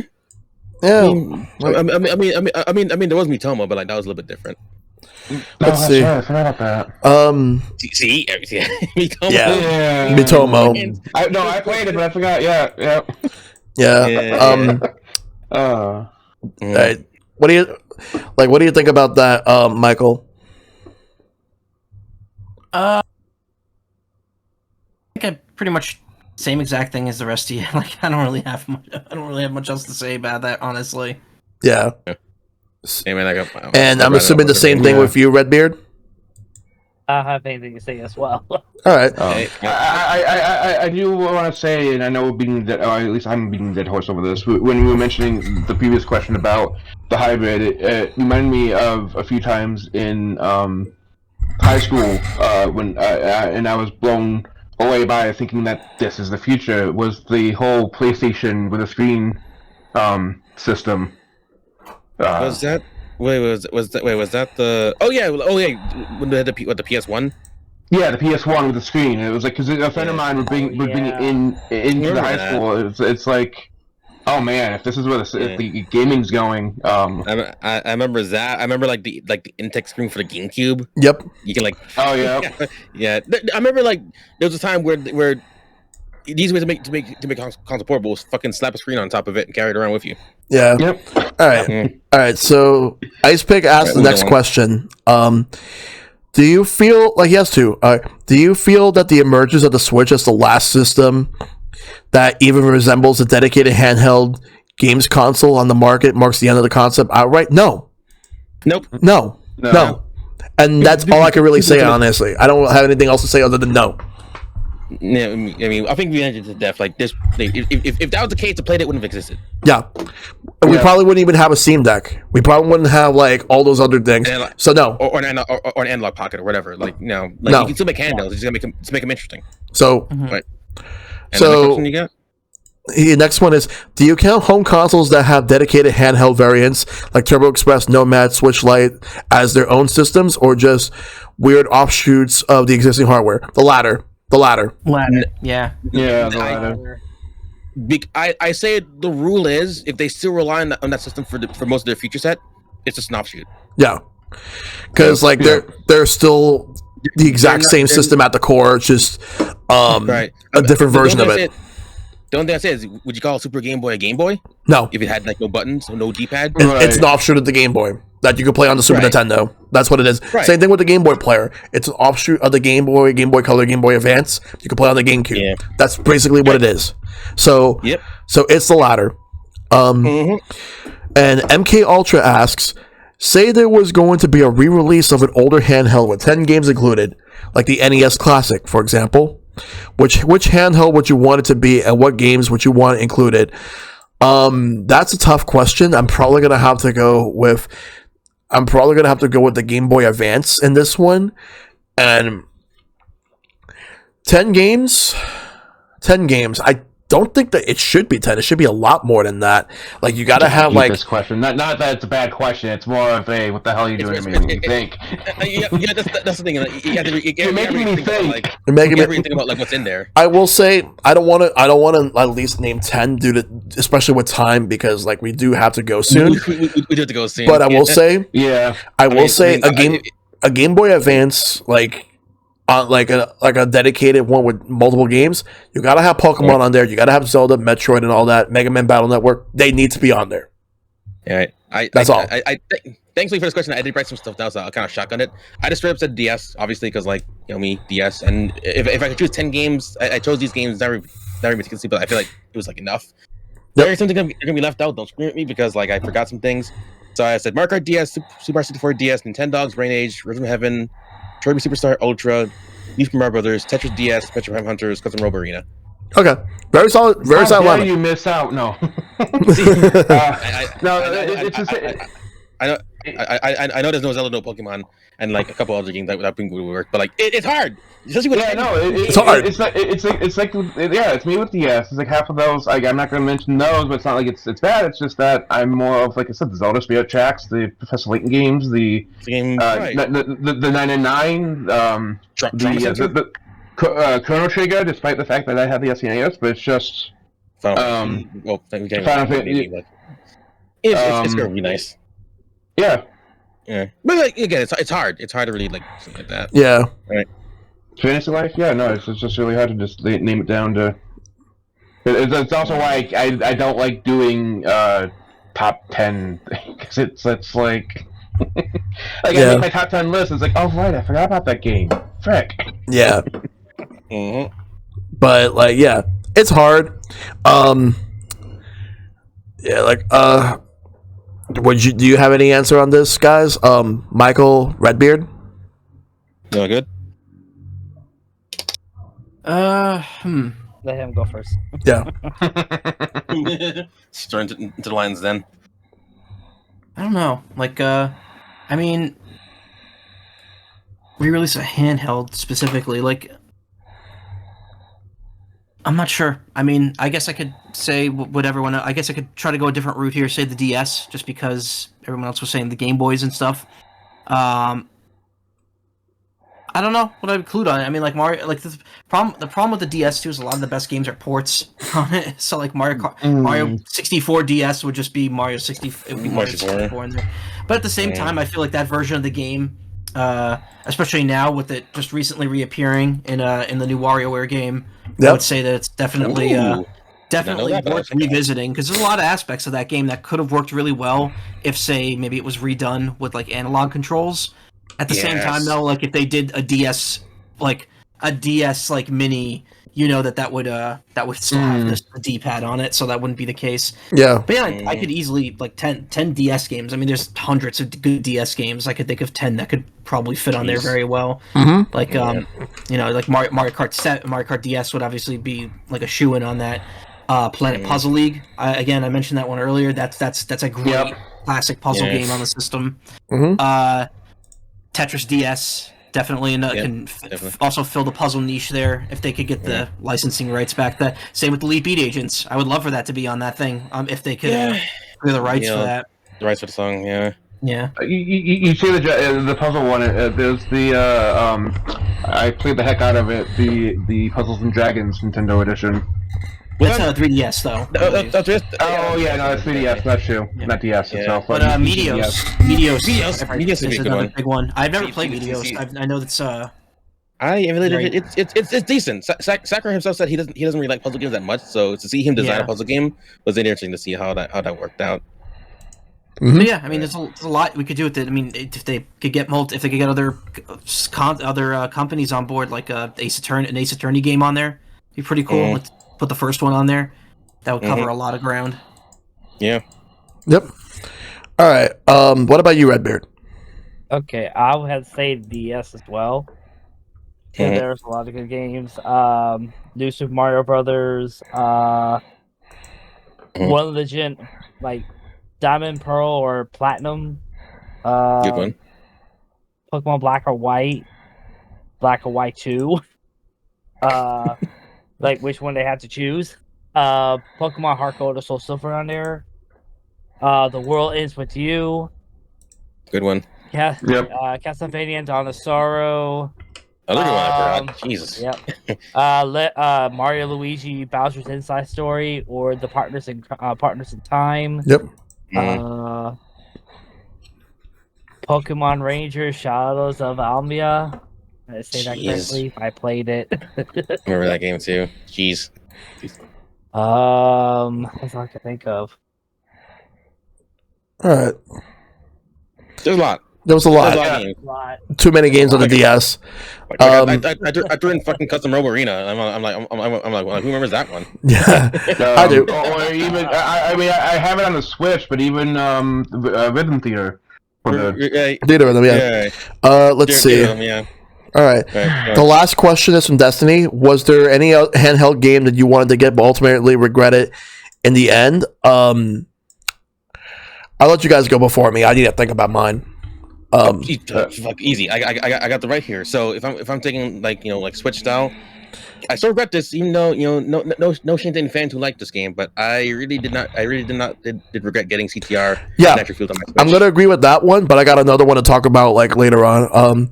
Yeah, and of course I thought about it because like I was jonesing for it. I wanted it because I'm like, hey, it's Need for Speed.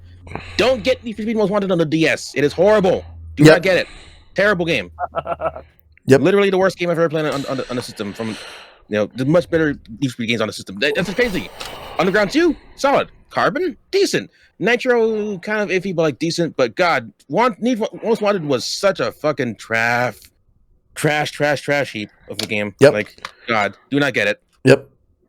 I'm gonna say a hot take, but it's also a not really a first game syndrome, but I had a lot of problems with it that Spirit Check's fixed, but that's Phantom Hourglass for me. Phantom Hourglass? Hourglass. Yeah. Okay. Hey kids, who's waiting for the Temple of Ocean King again?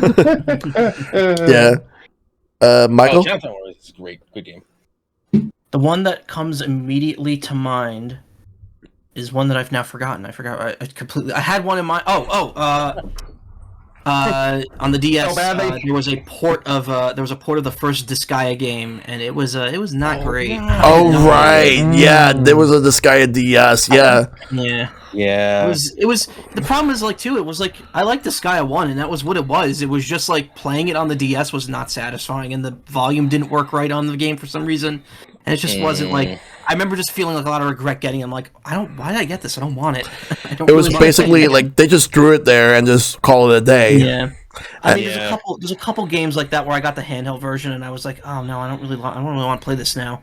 But that's probably the biggest amount of regret I've ever got buying a game, like in terms of like just buying one. Not even that it was a bad game, it's just I didn't want it after I got it. Redbeard? Okay, there's a couple of games. Final Fantasy 12 Red Wings on the DS. That was my biggest regret because it was boring. Secret of Mana remake on the PS4. Bad decisions I did on that. Yeah. My next one is I bought this before they released a definitive edition. I have that too. I have that too. I bought this and I was like, yes, I'm gonna play it. And it was like about a year later, they just revealed it, and I was like, I was like, why? Why is it? It's like a demake. Yeah, it's a demake in my opinion. It's like, And the last one that I ultimately regretted, I wish I would have returned it. The World Ends With You on the Switch. I've heard mixed things about it. All right. It's just an enhanced port of the mobile game on the mobile. All right. And I was just like, yeah, like that's all I've been hearing about. Yeah, because to be honest, I just feel as if that they could have done a lot better with it. But though I know for a game like Neo, the World Ends With You was made specifically like with console and PC in mind compared to the World Ends With You Final Mix. But let's see. So handheld games that I bought that I regret. Mario Party Island Tour for the 3DS. One of the worst Mario Party games in the series. Actually, no. It's the worst. Even worse than Mario Party 10 and Mario Party Advance. Another one, I'm going to agree with CTR, like Crash Nitro Fuel. Here's another one. And this came out last year for the Switch. Mario Strikers Battle League. Holy crap, what a disappointment. That demo really did like realize I'm like, this game I was not feeling it. Nah. Like, no, I was not feeling it at all. That said, like, you guys are having fun, but I'm in my head, I'm like, what? I'm like, this isn't Strikers Charged. That said, despite that game being disappointing, it's still better than Mario Tennis Ultra Smash, which I'm glad I did not get. Jeez, I didn't get that game. Another one. Let's see. Handheld games I regret getting. Ghost Recon Shadow Wars for the 3DS. I had it and I traded in. I have one word for it. Boring. It was decent, but like, the problem with the game is it is fucking boring. Another one that I would probably get that I probably regret, to be honest. I'll make this the last one of these. I honestly regret getting this game, but then again, it's because my brother wanted to get a DS Lite, and there was a deal. There was a movie back in 2006 called Open Season, and they had a DS game. The only reason I got it in the first place is because the fact that my brother wanted to get a DS Lite for a pretty good deal at Toys R Us, and they just threw that fucking game in there. I'm doing it. It's basically a doorstop at this point. That's what it is. It's a doorstop. Yeah. So those are the main games that I practically like bought for handheld that I regret. But in the case of Open Season, I didn't really want it, but it was just thrown in there, and nobody wanted to nobody wanted to take it for trade-in value. Nobody wanted it, so I was stuck with it. I will say, as honorable mention, and the only reason why I'm saying honorable mention is because the first time I played it with others, so my experience during that time was great with it, and that would be with Triforce Heroes, because the single player on that is not that great. It's awful. It works, but it's way more fun and entertaining with playing with others. Yep. Instead of having to deal with with the like scarecrow like links to get the right positions for them to get the enemies and all that. Yep. All right. Well, that's gonna do it for the podcast tonight. Before we sign off, I want to ask everyone this question. Silver, where can we find you? You can find me anywhere and everywhere on the internet, so long as you know my name, Sylverstone Khandr. I'm on Twitch, I'm on Twitter, I'm on YouTube, I'm on TikTok, I'm on Instagram, I'm on Blue Sky, I'm on Threads. God, I'm everywhere, really. Honestly. Yeah. Just remember, it's SYLVER Stone Khandr, KHANDR. Yep. You can't be stopped. All right. Yeah. Zykrul, where can we find you? Twitch, Blue Sky, Discord, Twitter. Yes, Twitter. For the time being, those will be the main ones. Yep. All right. MichaelMacaw, where can we find you?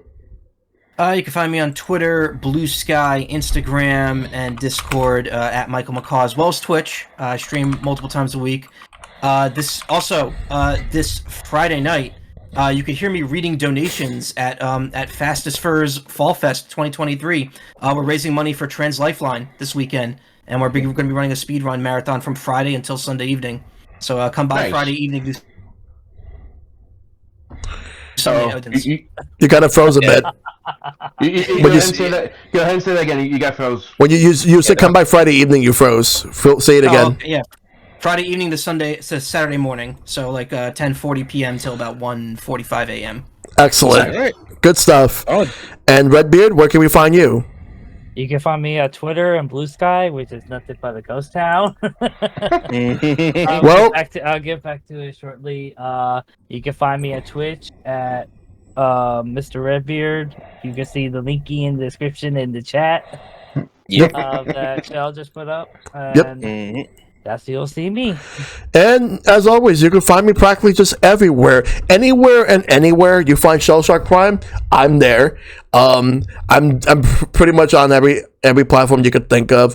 There will not be an episode next week. I'm going to be taking off, but in 2 weeks we do have another episode coming up, which is going to be Mario Party.